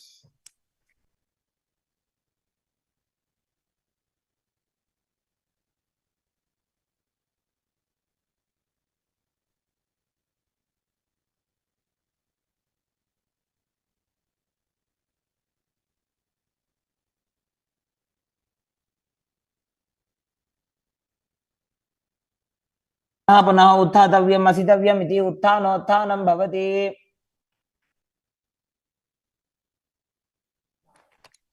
The next asana is Musalasana.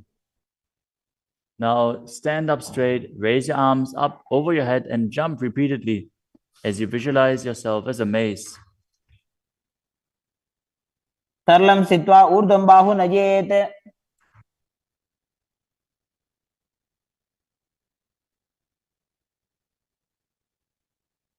The next asana is Utshesakasana. From a standing position, pull the sole of the foot towards your chest, while with the other leg, sit down and stand back up. Alternate on both sides. As you gaze to the nose and visualize Swamiji in your inner space. एकैकं पादतलं कुक्षौ निधाय. Next up is the Parshvajanukarana.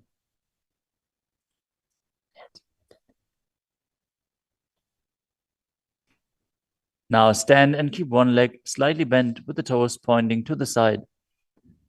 Bend and lift the opposite knee towards your chest, pointing the toes downwards. Keep your arms holding the knee with a hand in a fist as you place the other hand on top of the respective thigh with the fingers pointing inwards.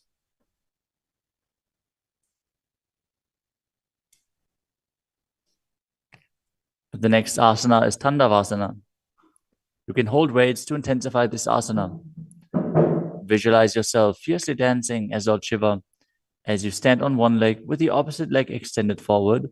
Lower your body down to the mat and then stand back up straight. एकेन पादेन स्थातव्यं ताण्डवासनं भवति. The next asana is Brahmanasana. Now place one foot onto the opposite thigh as you stand erect on the mat like a rod. Keep your hands by the sides, visualizing yourself being blessed by Lord Brahma. ब्राह्मणासनमावक्ष्ये यत्कृत्वा ब्राह्मणो भवेत्. The next asana is Garudasana 3. Stand tall and wrap the left leg over and around the right knee as you tuck the left toes on the other side of the right calf. Simultaneously cross the left arm below the right and bring the palms together in Namaskara Mudra in front of your heart as you visualize yourself as Lord Garuda. उत्तानकूर्मपीठं च संहिमस्गारुडमेव च. The next asana is Ekapadasana. Now bring the leg to the other thigh as you keep the hands hanging down by the sides towards the knees. Visualize Swamiji in your inner space. दक्षाङ्घ्रिं जङ्घोपरिनिधाय च. The next asana is Dhruvasana. Stand on the right leg and hold onto the big toes of the left foot as you straighten the left leg out to the side and visualize yourself as the North Pole Star as you rotate on the standing leg. एकेन हस्तेन दण्डरूपस्य एकस्य पादस्य अग्रं धृत्वा.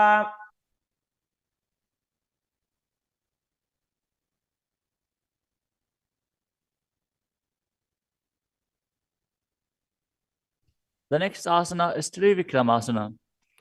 Stand on the right leg and lift the left foot behind your neck if you can. Then stand tall. Otherwise, you can pull the leg towards your chest. Then alternate standing and sitting. Perform the 3 steps of Vishnu as you visualize Lord Vishnu in your inner space. एकेन पादेन स्थातव्यम् उत्थातव्यम्. Now repeat the Parshvajanukarana on the other side.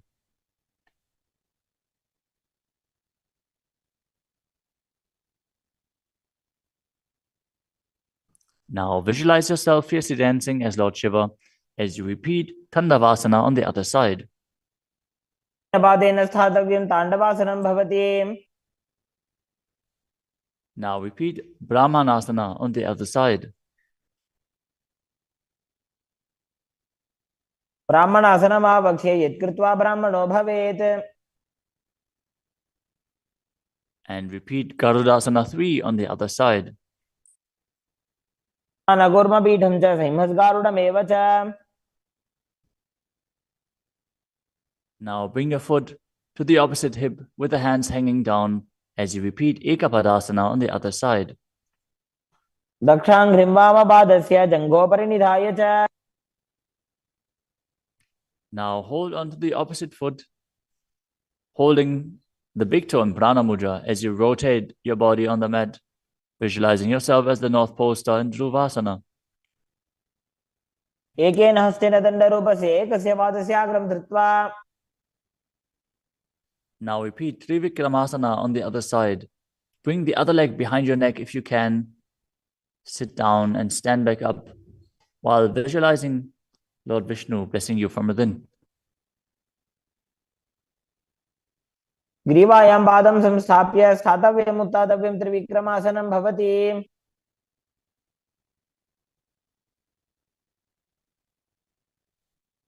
Next up is the Samanaka Karana. Stand with the feet close together, toes pointed slightly out. Keep both hands to the sides of your body as you stand straight on the mat and relax. After this intense asana practice, this intense sequence, breathe deeply as we enter into the final 100 asanas of the sequence. The next asana is Ugora Kajali Asana. Stand erect and then bend forward. Bring both hands underneath the knees and make a finger lock in Padusha Mudra as you sit in a squatting posture, and then let the finger lock touch your navel. Visualize Sage Goraknath, the founder of the Natha Yoga Hindu Sampradaya, as you perform the Jiva Chala Kumbhaka, forcefully moving the retained prana up and down within your body and throughout your limbs, along with the mind. Perform the Mula Bandha as you do so and internally chant Om Nithyananda Paramashivoham. प्रथम ही उभं होय बाहुरी नीचो पुनि होवे. The next asana is Kanchita Asana. Now insert your hands between the thighs and calves and then wrap them around behind your butt, interlacing your fingers behind your back. Keep your chest upright. Visualize Swamiji in your inner space. ऊर्ध्वमध्यात् हस्तौ निवेशय नितम्बं धृत्वा. The next asana is Bhairu Asana. Now bring your feet together and sit in a squatting posture with the heels touching the perineum. Hold the hands at the back. In Parusha Mudra, sit upright and gaze to your navel, visualizing Bhagavan Kalabhairava, the Lord of Time. दो पग की धैर्य की माहिली को मिलाई. Next up is Varahasana. Now squat all the way down to the ground. Keep your feet together, toes apart. Bring your elbows up close to your head and join your palms behind your back with fingers pointing down. Gaze to the nose and visualize a boar, which is one of the 10 incarnations of Mahavishnu. पागदली की माहिली को मिलाई फना पानी उकड़बई से.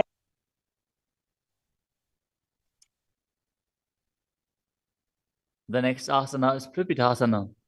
With the heels touching, bring your hips to the same level as your knees. Let your hands hang down. Hold on to the big toes in Prana Mudra as you visualize Swamiji in your inner space and perform the Mula Bandha.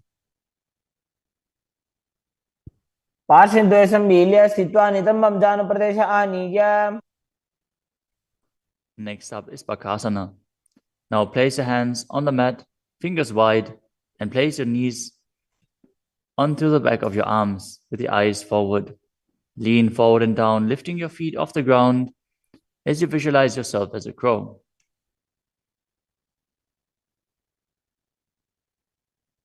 हस्ताभ्याम अवनिमवष्टभ्याम.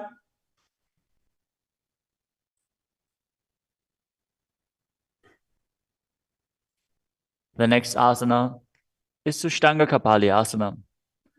Now kneel down, head on the ground, with the palms spread for support. Raise your body on your head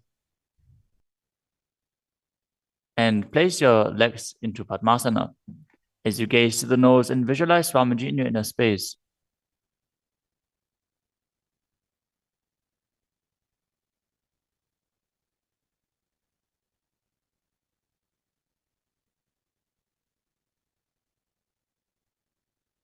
आसन को गुण कपाल आछो होई.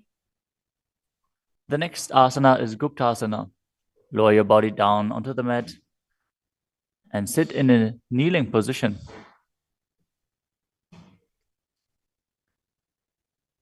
Keep your toes touching behind and sit in between the heels. As you place your hands on the knees, sit straight and gaze to the nose as you visualize you are sitting in the secret seat with Paramashiva and Guru. ध्यानोर्वोरन्तरे पादौ कृत्वा पादौ च गोपयेत्. The next asana is Vrikshasana too. This is another inverted posture. So if you have any blood pressure related issues, please take precautions.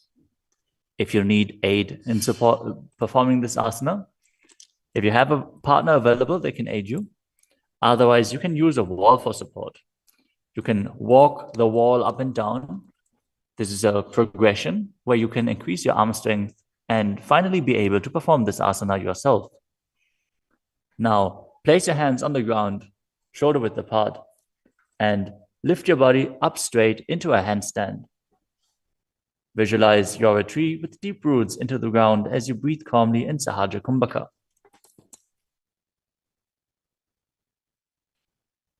सप्तचक्रक्षालनाद्य वृक्षासनविशेषकान्.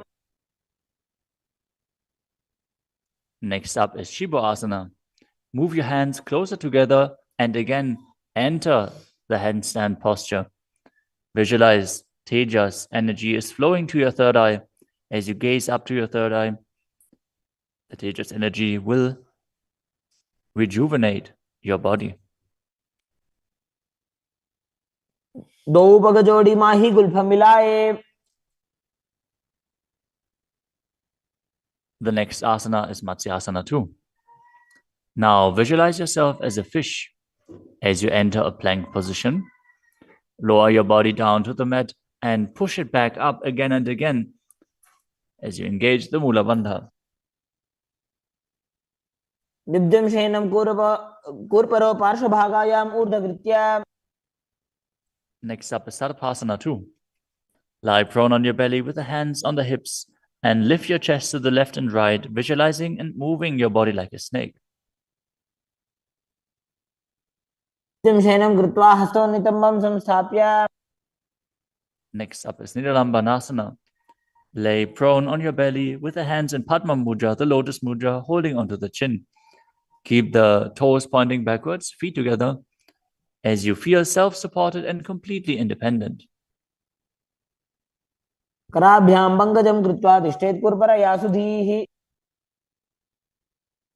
next asana is Chakrasana.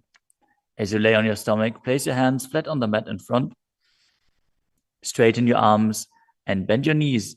Bring the feet towards the upper back and lift your head and chest up, visualizing yourself as an umbrella protecting your guru from the sun rays.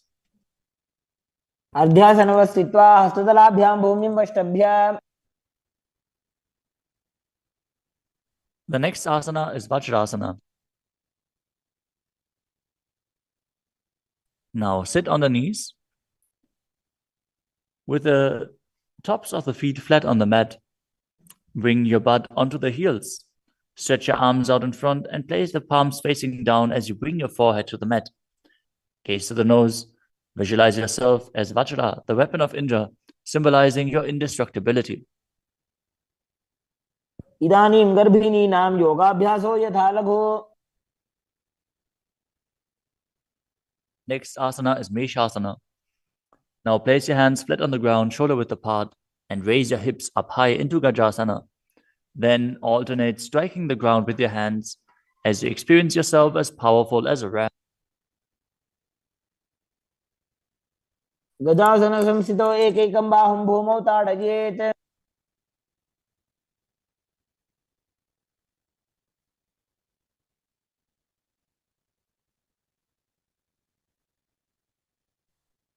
The next asana is Ajasana. From Gajasana position, lift your legs up into the air and slowly bring your forehead to the ground. Visualize yourself as unborn, existing for all eternity. गजासन संस्थितो पादद्वयम् अन्तराले कृत्य.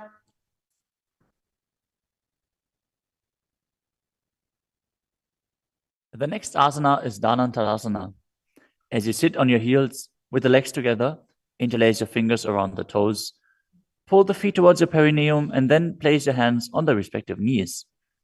Keep your spine straight, gaze to the nose as you visualize Swamiji in your inner space and return to breathing in Ujjayi Pranayama, making an ocean-like sound with your mouth. पूर्व विधि परिहाता की काकसी से भणा शरा मोड़ी. Next up is the Angamotanam. Interlace your fingers in front of your body and then behind you, stretching your arms forward to the sides and backwards as you give massage to various different joints and muscles within your body.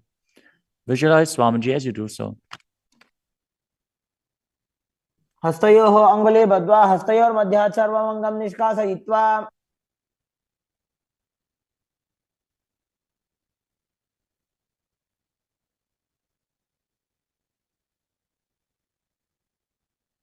Next up is Garudasana form. Now sit on your heels in Vajrasana as you turn your feet out to the sides. Keep your thighs and knees resting on the ground. Keep your spine straight, hands on the knees. Visualize yourself as Lord Garuda, flying Lord Vishnu and Lakshmi on his back. जंगोरुभ्यां धरां बीड्य स्थिरकायो द्विजानुनाम्. Next up is Ananda Mandirasana. Now sit with your legs folded back, the toes pointing backwards, the knees wide, with the hands below the ankles. Keep the front of your buttocks on the ground as you gaze to your third eye and visualize yourself residing in the blissful space of a temple. अथ वक्षे वीरनाथ आनंद मंदिरासनम. Next up is Mandukasana 2. Now sit with the knees wide, the feet overlapping on top of your ankles.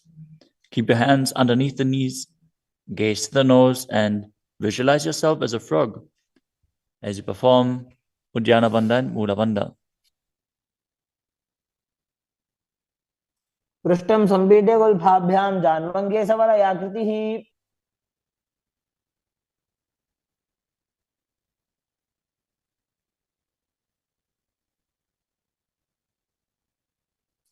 The next asana is Narasimhasana.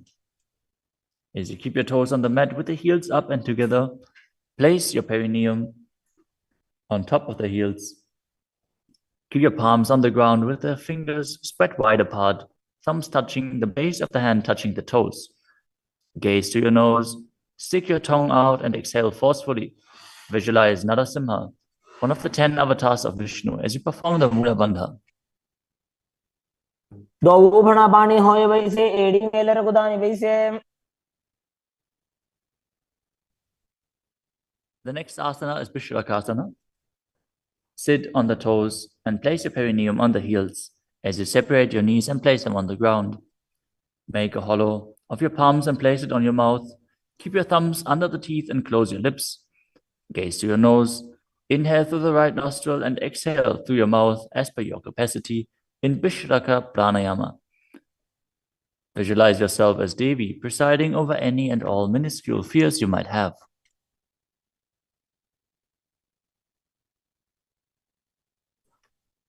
दो उपगांगी एड़ी जोई गोड़ा फनोवान पनी होई. The next asana is Makadasana. Now bring the soles together, the top of the feet on the ground. As you sit on the heels, bend your elbows, bring your fingers to the armpits, and imitate as if you were a monkey stretching itself. Visualize yourself as a playful monkey as you gaze to your third eye and perform the Mula Bandha. दो भगतले संपुट आने तिनकी बिष्टि भूमि पर इठाने. The next asana is Vajrasangadasana. Stand on the toes with the soles of the feet together. Sit on the heels, keep your knees wide and off the floor. Hold your elbows behind your back as you gaze to the nose. Embody a diamond-like strength for yourself and your Sangha, your spiritual community. प्रथम बना पानी होए वैसे दो एड़ी गुदानी वैसे.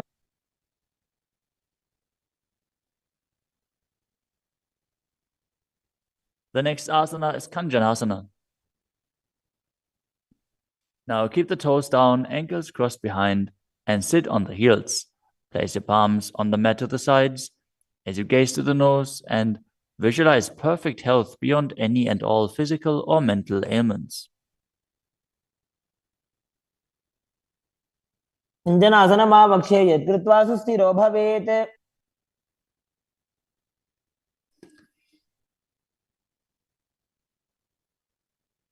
The next asana is Kurmasana, the turtle posture. With your toes flat, cross your feet and place your perineum onto the back of the heels. Keep your knees wide and on the floor. Rest your hands on the knees. Gaze to the nose and visualize a turtle with a stable body and mind to live for hundreds of years. गुल्फौ च वृषणस्याधौ व्युत्क्रमेण समाहितौ. The next asana is Yogasana. With the toes flat, cross your feet and place your perineum onto the back of the heels. Gaze to your nose and visualize Swamiji in your inner space. गुदं नियम्य गुल्फाभ्यां जान्वङ्गे सवलयाकृतिः. The next asana is Vijogasana. Now stand on your knees. Cross your ankles behind with the feet near the opposite knee. Hold the calves with the fingers inside and the thumbs outside as you gaze to your third eye and visualize a space of eternal oneness, Advaita, with your Guru. घोड़ा वामो उभय होई घोड़ा आड़ा राखे दोई. The next asana is Ushtrasana 2. In a kneeling position, bend backwards, hold your ankles with your hands and keep your arms straight. Push your hips forward and tilt your head back as you visualize yourself as a camel. मेरुदण्डग्रन्थि दाढ्य संविपातयिषुः पुमान्. Next up is Jatyasana 2. With the heels together and the hands on the soles of the feet, slowly lean back. Bring the elbows down to the mat, followed by the back of your head. Gaze to the nose and experience yourself as a lotus blooming.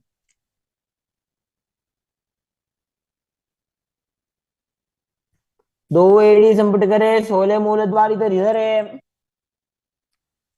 Next up is Viratasana. Sit on the knees with the thighs and calves together. Lean back and touch your back to the ground. Then rise back up.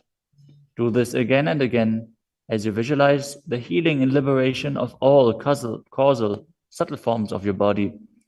Gaze to the nose and perform the Mula Bandha. जंगा पृष्ठभूमो निधाय जंगोदरयोः ऊरुनि संस्थाप्य. Next asana is Kapotasana. From Viratasana, raise your hips higher.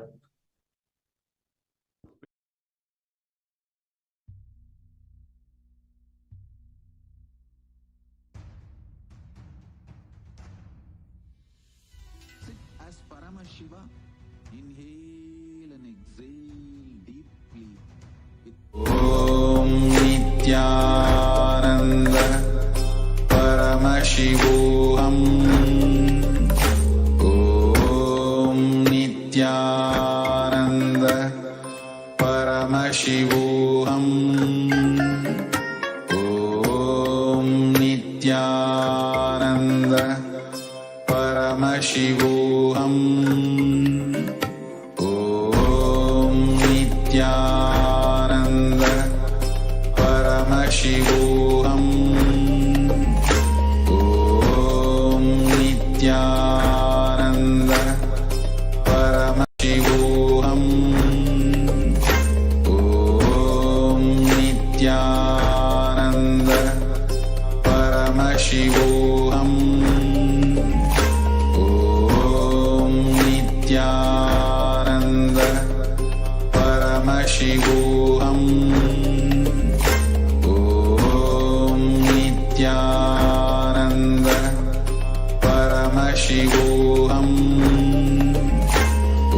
Om Nithyananda Paramashivoham. Om Nithyananda Paramashivoham. Om Nithyananda Paramashivoham. Om Nithyananda Paramashivoham. Om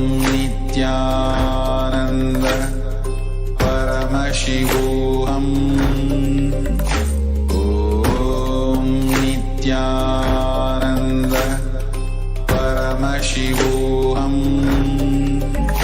Om Nithyananda Paramashivoham. Om Nithyananda Paramashivoham. Om Nithyananda Paramashivoham. Om Nithyananda Paramashivoham. Om Nithyananda Paramashivoham. Om Nithyananda Paramashivoham. Om Nithyananda Paramashivoham. Om Nithyananda Paramashivoham.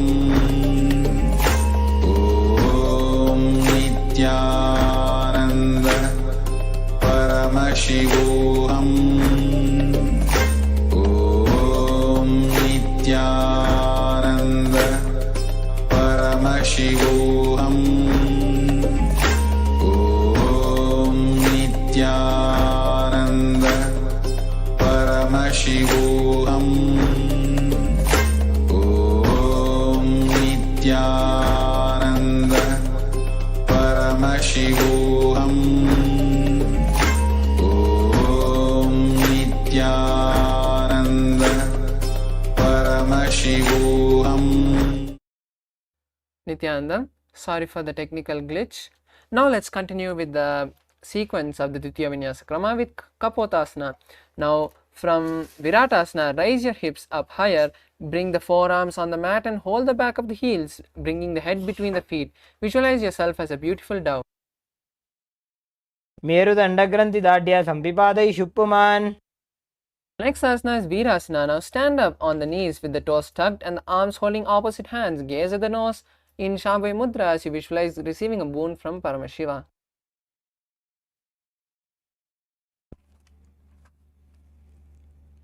Janani Bhumo Samstapya Hastabhyam Bahu Parasparam Dhritva. Next asana is Varahasana. Now from this kneeling position, bring your forehead to the ground and hold your head with both the hands as you rest the elbows by the knees. Visualize yourself as Varaha, the boar avatar of Vishnu. Suryam Chandram Bhedanani Asanani Nikatyate. The next asana is Mundasana. This is an inverted asana. So we request all the participants to take support if needed. Now place your forearms on the ground and interlace the fingers. Then place your head and support your head with the interlaced fingers, making a triangle with your head and elbows. Now slowly walk your feet forward and stack your hips on the shoulder and raise your legs up towards the sky as you balance in Mundasana. Adho Mundasanam Vakshe Sarvesham Praninam Sukham.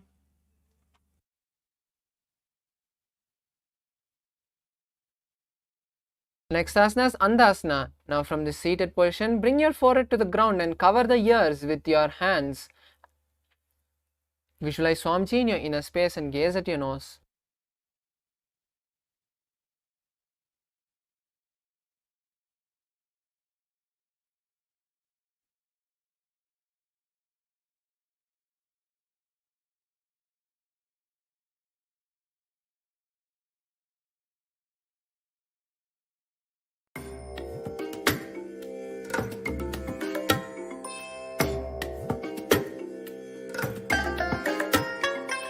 I bless you all. Let you all open all your three eyes and manifest the powers of Mahasadashiva. Om Nithyananda Paramashivoham. Om Nithyananda Paramashivoham. Om Nithyananda Paramashivoham.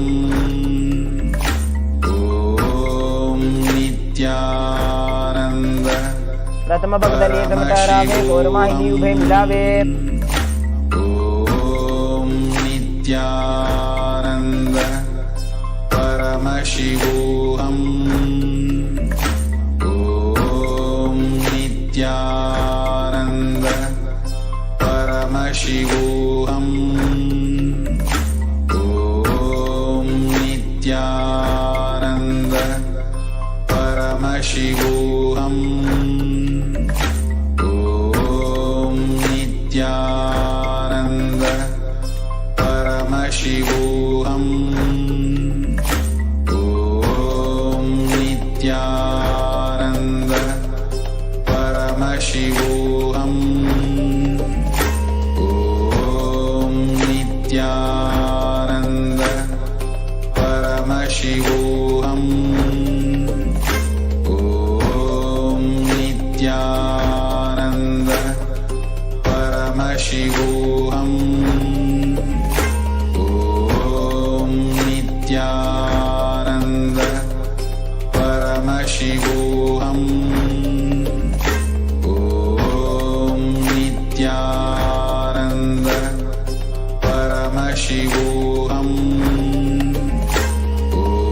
ॐ नित्यानन्द परमशिवोऽहम् ॐ नित्यानन्द परमशिवोऽहम् ॐ नित्यानन्द परमशिवोऽहम् ॐ नित्यानन्द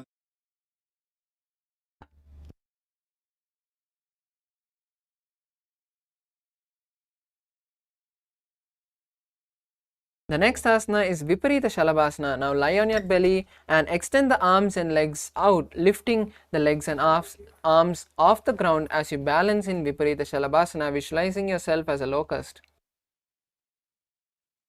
शलभासन भेदाश्च नटभेरुण्ड नामके गण्डभेरुण्ड सहिते शीर्षदण्डासनं तथा Next asana is Kapalasana. Now lie on the ground and place your arms by your sides as you visualize yourself as a skull.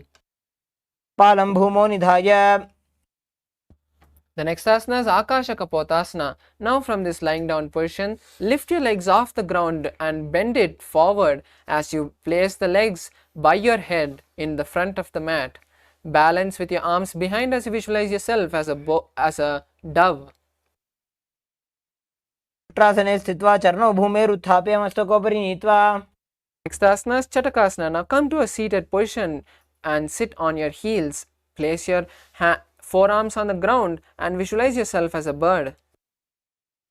ऊर्परपर्यन्तौ हस्तौ धरामोष्टभ्य The next asana is Vrishchikasana. Now from this position, slowly raise your hips off the ground and stand on your legs, on your heels. Then slowly kick your legs off the ground, bringing your head behind your back and touching the head.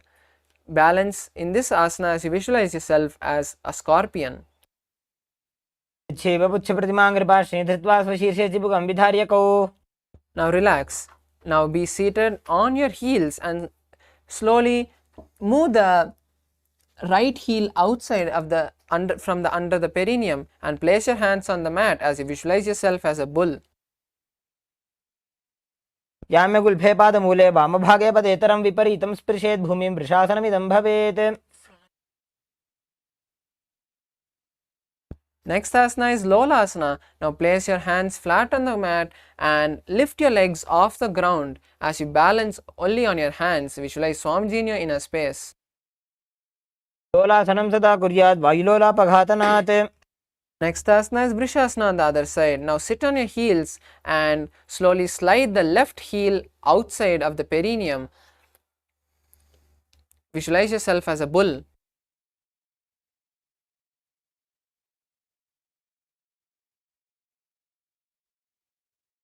याम्य गुल्फे पादमूले वामभागे पदेतरं Next asana is Balagunasana. Now sit on your heels and place one leg outside of the heel from under the perineum and place both your hands on the respective knee.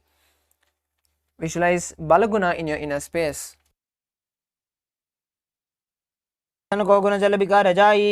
Next asana is Grahasana. Now stand up and squat with the feet flat on the mat as you bring your elbows under the thighs and wrap it around the shins. Hold the ankles from the outside as you visualize yourself as a planet.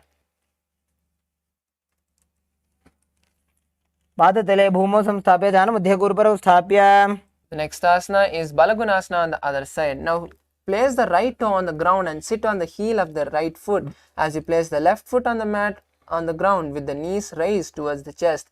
Place the palms on respective knees as you visualize Balaguna in your inner space.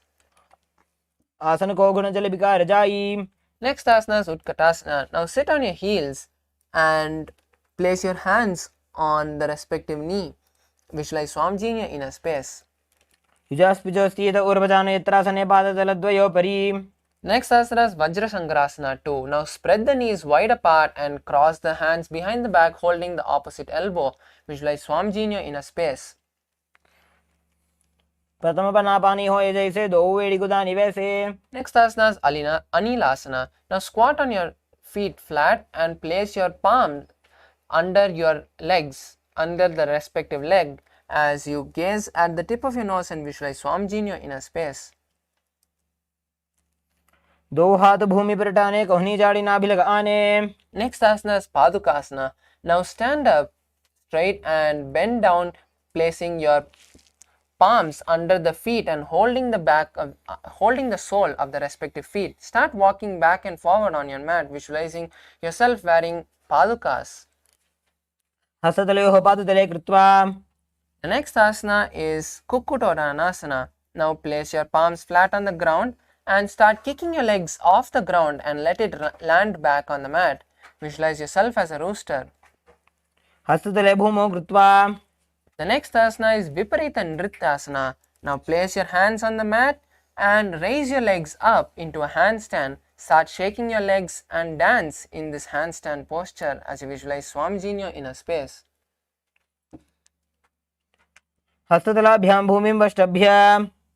The next asana is Kunjarasana. Now place both the hands on the mat and lift one hand and place it on the respective ear.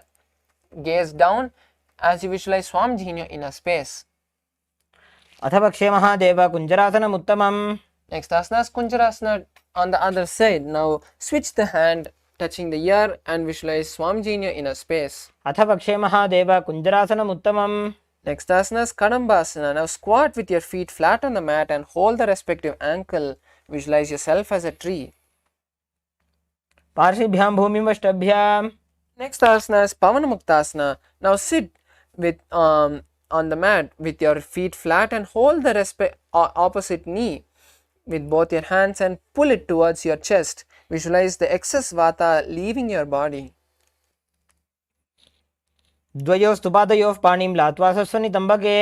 Next asana is Chakorasana. Now from this seated position, stretch your legs forward and lift one leg and place it behind your neck.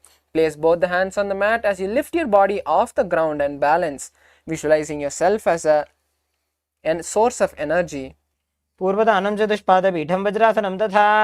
next asana is Dhanurasana. Now stretch both the legs forward and hold the respective big toe with the hand. Lift one leg and pull the leg towards your ear as you maintain the other leg straight. Visualize yourself as a bow. The next asana is Ashtavakrasana. Now place one leg over top the respective shoulder and bring the other leg across and hook it on top of the raised leg. Lean forward and down as you extend your legs towards the side and lift the body off the ground. Next asana is Pranasana. Now place one foot flat on the mat and bring the other thigh under this raised leg, on top of the raised leg. Have the left hand underneath the shoulder and raise the leg, placing the hand flat on the ground. Visualize your ability to exist solely from prana. Next asana is Parshvamatsendrasana. Now place your right foot at the root of the left thigh and place the left leg by the side of the right knee.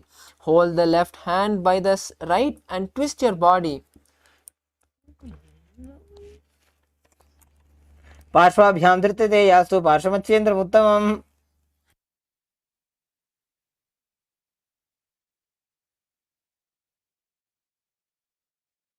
Next asana is Chakorasana on the opposite side. Now sit and lift one leg and place it behind the neck as you keep both the hands flat on the mat and lift the body off the ground. Visualize yourself as a powerful source of energy. स्थानं चतुष्पादपीठं वज्रासनं तथा. Next asana is Dhanurasana 2. Now sit on the ground and hold the right toe with the index and middle finger. Pull the foot towards the right ear and extend the left leg out, holding the foot with the left hand. Visualize yourself as a bow. पादाङ्गुष्ठौ तु पाणिभ्यां गृहीत्वा श्रवणावधि. Next asana is Ashtavakrasana. You change here, there also is changing. I have to every time alt Okay, and good. keep.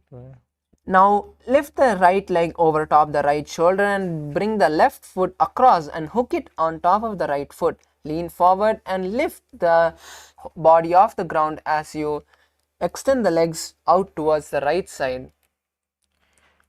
वासिष्ठमथ कौण्डिन्यम् ऊर्ध्वकुक्कुटमेव च. Next asana is Pranasana. Now place the right foot on the left thigh and bring the left foot flat on the ground. Have the right shoulder underneath the raised left leg and place the hand flat on the ground. Visualize your ability to exist solely from prana. एतत् प्रभेदं वक्ष्यामि करोति यस्य चामरः. Next asana is Parshamatsendrasana on the opposite side. Place the right foot at the root of the left thigh and then the left leg by the side of the right knee. Hold the left leg by the right hand and twist the body. Visualize the great sage Matsyendranatha. पार्श्वाभ्यां धृत्यते यास्तु पार्श्वमत्येन्द्रमुत्तमम्. The next asana is Ardha Paschimottanasana. Now place both your legs straight and bend one leg, placing the heel towards the perineum.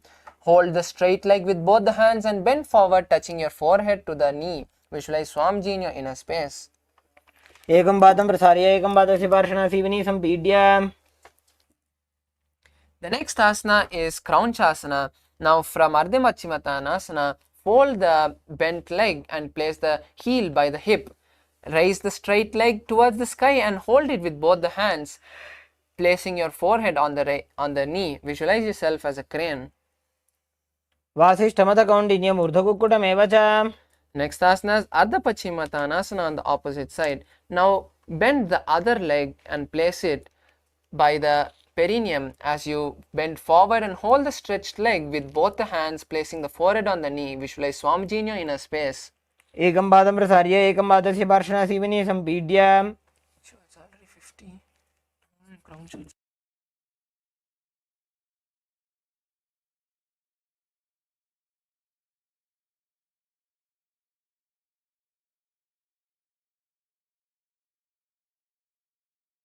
The next asana is Kraunchasana on the other side. Now fold the bent leg and place the heel by the hip as you raise the leg towards the sky. Visualize yourself as a crane.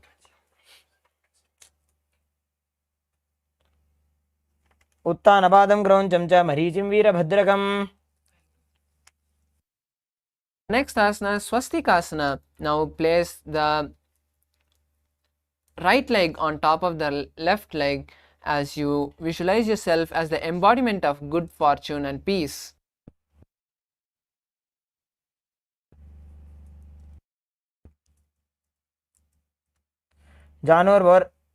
जानोर्भोरन्तरे सम्यक् कृत्वा पादतले उभे.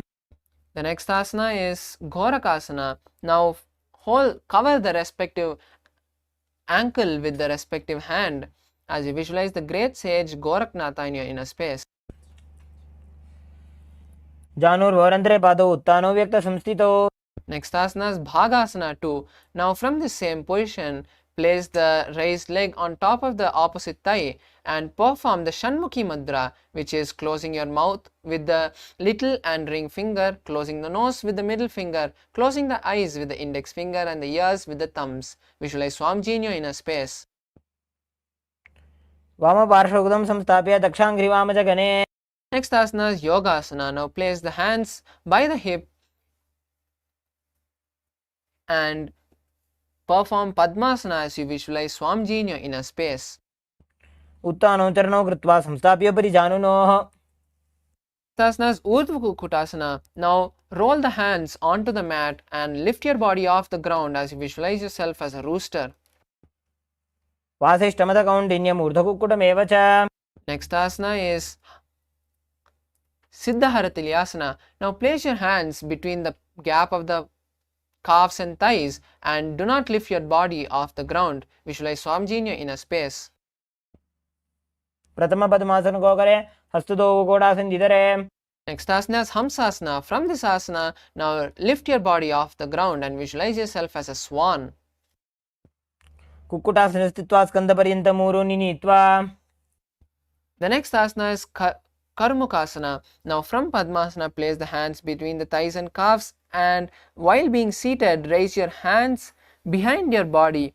Interlace the fingers behind the buttocks and bring the forehead to the floor. Visualize yourself as Lord Shiva's bow. प्रथम पद्मासन को करें, गोडासन दिमाही कर इधरे. Next asana is Kurmasana. Now insert your hand between the gaps of your calves and thighs and lift your legs off the ground as you hold the respective shoulder. Visualize yourself as a tortoise. By जंग पर दक्षिण पावा, दाई जंग पर by ल्यावा. Next asana is Granthi Bedasana. Now just from this asana, perform the Jalandhara Bandha, which is the throat lock, as you visualize Lord Shiva in your inner space. अथ वक्षे नीलकण्ठः ग्रन्थिभेदासनं शुभम्. Now lie down onto your back, continuing to stay in the same position and hold on to the respective shoulders. Visualize yourself as a turtle.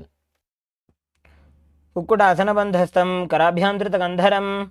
Next asana is Panga Kukutasana. Now sit back up and lock your legs in Padmasana as you place both your hands through the gap of your calves and thighs. Now hold one wrist with the other hand and lift your body on one hand alone, balancing, and visualize yourself as a rooster.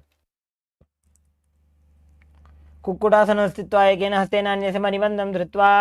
Next asana is Panga Kukutasana on the opposite side. Now switch the position of the hands and lift your body off the ground on the opposite hand as you visualize yourself as a rooster. कुक्कुटासनं स्थित्वा एकेन हस्तेन अन्यस्य मणिबन्धं धृत्वा.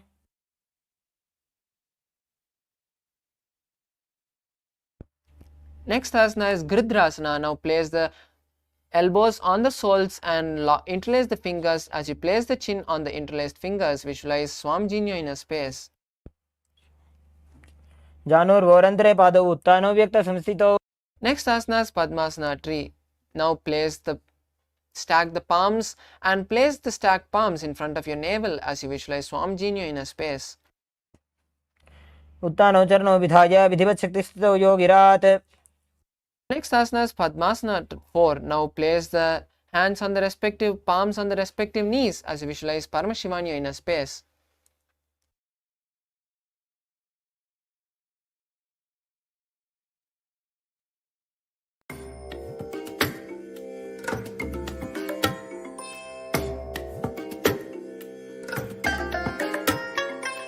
I bless you all. Let you all open all your three eyes and manifest the powers of Mahasadashiva. Om Nithya. एतत् पद्मासनं कुर्यात् प्राणवायुप्रसिद्धये. Asana is Karmukasana 2. Now from Padmasana, hold one toe with the index and middle fingers and place the hand on the respective knee as you rotate the toe with your index and middle fingers. Visualize yourself as a bow. अथान्यासनमापक्षे योगपूरकरक्षणात्. Next asana is Karmakasana 3. Now hold in Padmasana, cross your hands behind the back and hold the respective toe. Visualize yourself as Paramashiva's bow.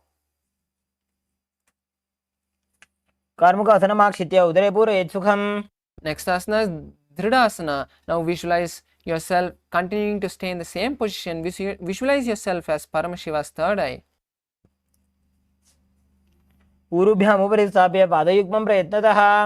Next asana is Nagrasana. Now from this position, try to lie down, or if you can't continue to hold your toes, just cross your hands behind your back as you visualize yourself as a snake.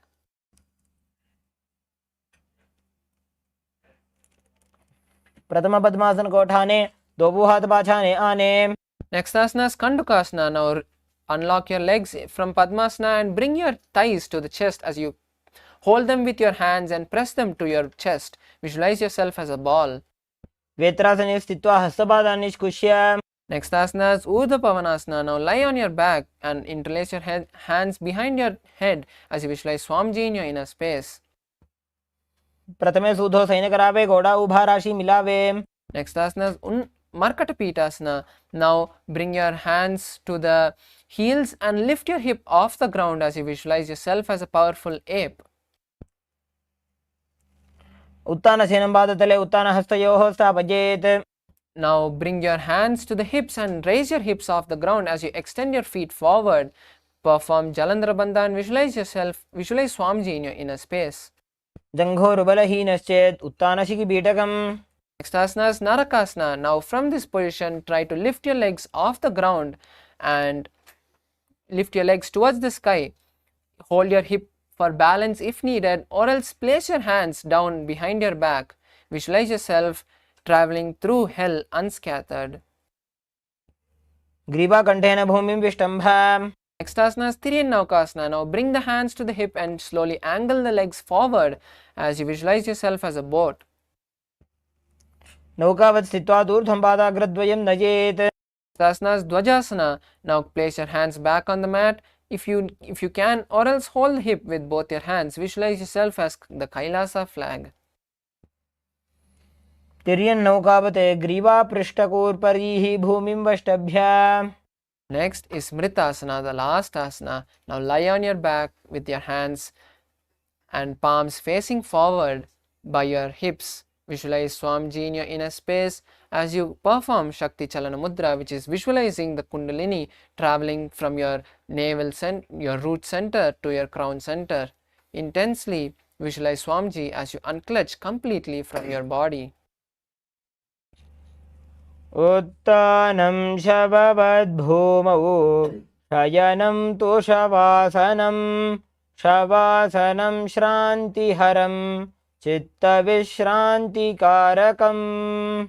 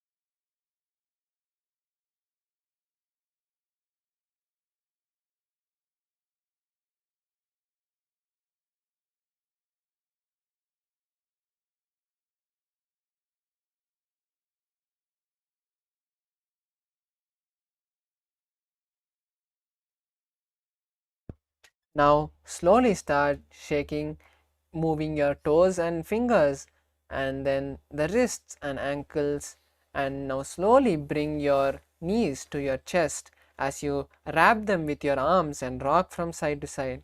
Now slowly turn to your right and get up and be in a comfortable seated position as we now congratulate ourselves for successfully completing the 308 asana sequence. Now as we have performed this asana sequence, our Kundalini and Prana levels are very high. Now to bolt this into our nervous system, Swamiji has blessed us to have the beautiful opportunity to do power manifestation immediately after yoga. So we request all the participants to be seated and not go anywhere or get dressed, and do that after the power manifestation session. We'll be manifesting the third eye session, third eye power now. So we request all the participants to continue to be seated even after we finish the yoga. Now let's sit straight as we complete this yoga sequence with the Purna mantra. Bring your hands to the Atma, to the heart center in Anjali Mudra. Close your eyes and take a deep breath as we chant the Purna mantra. Om Purnamadav Purnamidam Purnat Purnamudachyate Purnasya Purnamataya Purnamevavashishyate. Om Shanti Shanti Shanti Hari Om Tat Sat Sarvam Bhagavat Shri Nithyananda Paramashiva Padukarpanamastu. Om Nithyanandam. Thank you, Nithyanandam.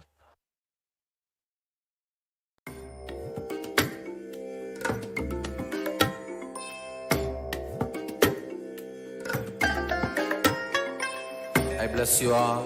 Let you all open all your three eyes and manifest the powers of Mahasadashiva. Om Nithyananda Paramashivoham. Om Nithyananda Paramashivoham.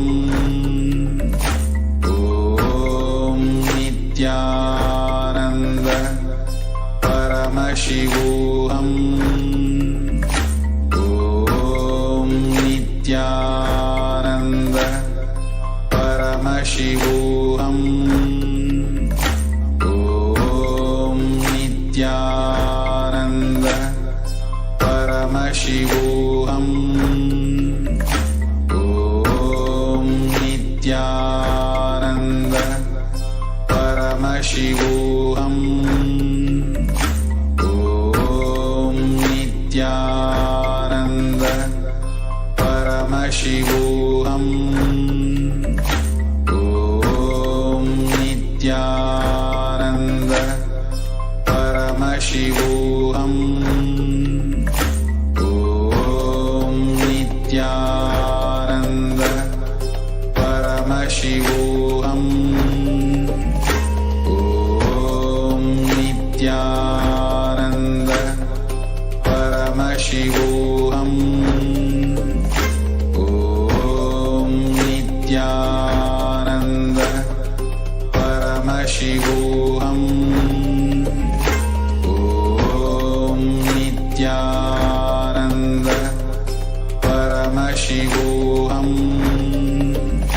Om Nithyananda Paramashivoham. Om Nithyananda Paramashivoham. Om Nithyananda Paramashivoham. Om Nithyananda Paramashivoham. Om Nithyananda परमसुखदं Paramashivoham. केवलं ज्ञानमूर्तिं द्वन्द्वातीतं गगनसदृशं तत्त्वमस्याधिलक्ष्यम् एकं नित्यं विमलमचलं सर्वधी साक्षिभूतं भावातीतं त्रिगुणरहितं सद्गुरुं तं Namami.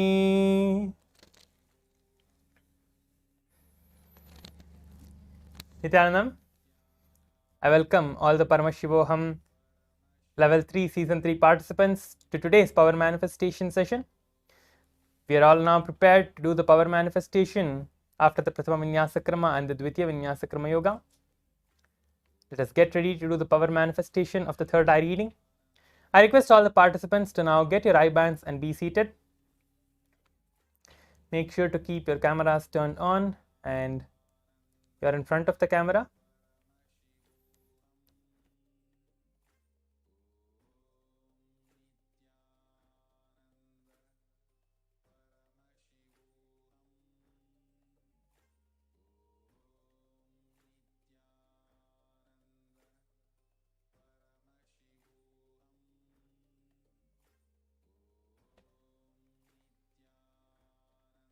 Yes. Please turn on your cameras. Be seated in front of the camera with your eye bands.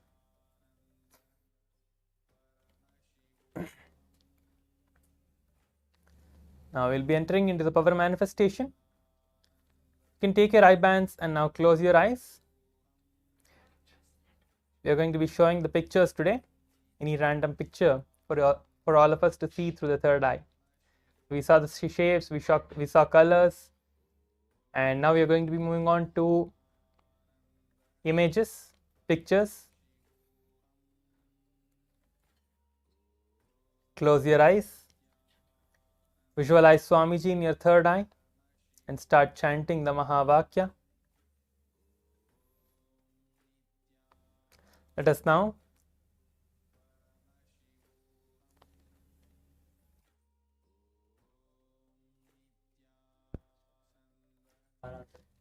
now listen to the Shastra Pramana of the power of the third eye reading.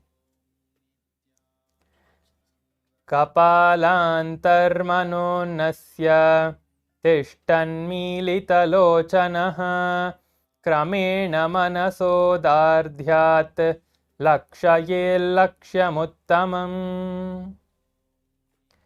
This is the revelation by Paramashiva himself for the power of the third eye reading, which is revealed in the Vijnana Bhairava Tantra. So now let us enter into the power manifestation. Keep your eyes closed with the eye bands on. We are going to be projecting the image now. The image is now being projected to you all in the screen. Keep your eyes closed. Continue to chant the Mahavakya intensely. And just request Swamiji to show whatever is there in the screen and chant the Mahavakya continuously, establishing yourself in the space of oneness with Swamiji. Paramashivoham. Om Nithyananda. Paramashivoham. Om Nithyananda. Paramashivoham. Om Nithyananda. Paramashivoham. Om Nithyananda.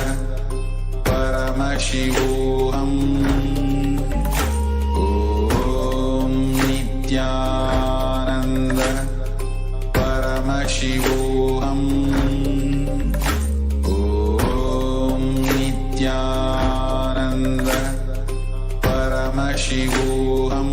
Om Nithyananda. Paramashivoham. Om Nithyananda. Paramashivoham. Om Nithyananda. Paramashivoham. Om Nithyananda. Paramashivoham. Om Nithyananda. Paramashivoham.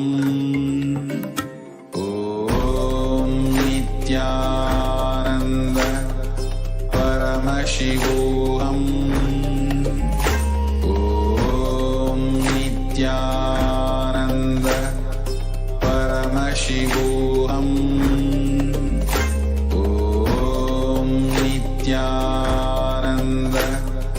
Paramashivoham. Om Nithyananda. Paramashivoham. Om Nithyananda. Paramashivoham. Om Nithyananda. Paramashivoham. Om Paramashivoham. Om Nithyananda Paramashivoham. Om Nithyananda Paramashivoham. Om Nithyananda Paramashivoham. Om Nithyananda Paramashivoham. Om Nithyananda Paramashivoham. Om Nithyananda Paramashivoham.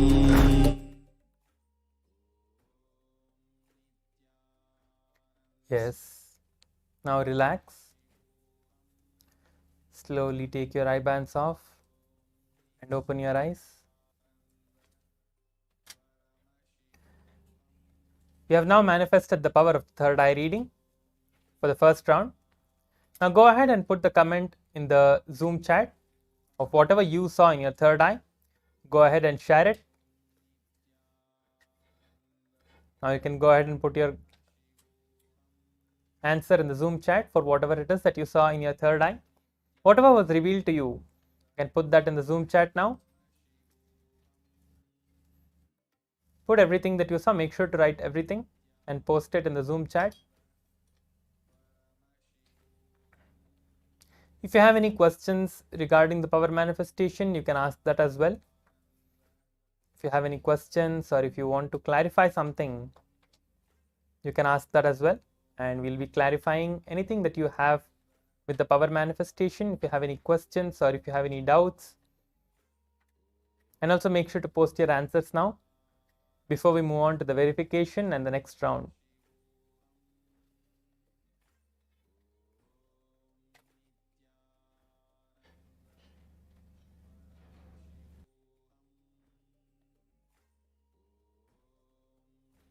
Yes, Pawan K saying picture of Swamiji in Kavi.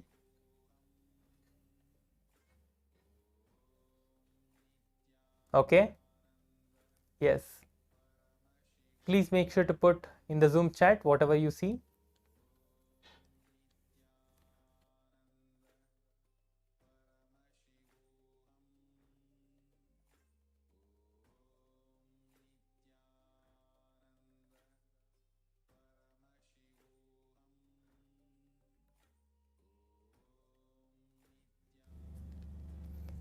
Yes, now the picture is being projected. It's the picture of the Eiffel Tower. There is a lot of clouds and people. You can see that. Yes. So also now you can share the result of the verification. How many of you got it right? You can share that as well. Please make sure to share everything in the Zoom chat so that we can see and give you any guidance towards the power manifestation. If you have any questions, please make sure to share it in the Zoom chat. Feel free. We'll be answering your questions.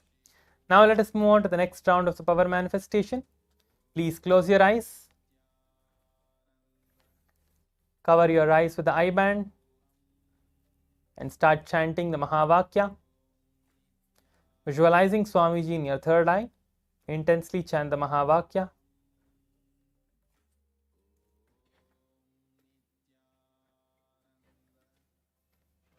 Keep your eyes closed and chant the Mahavakya, establishing yourself in that space of oneness with Swamiji. Visualize any form of Swamiji that you feel the space of oneness with. The image is being projected to you all now. The image is being projected to you all now. Keep your eyes closed, chant the Mahavakya, and start the power manifestation.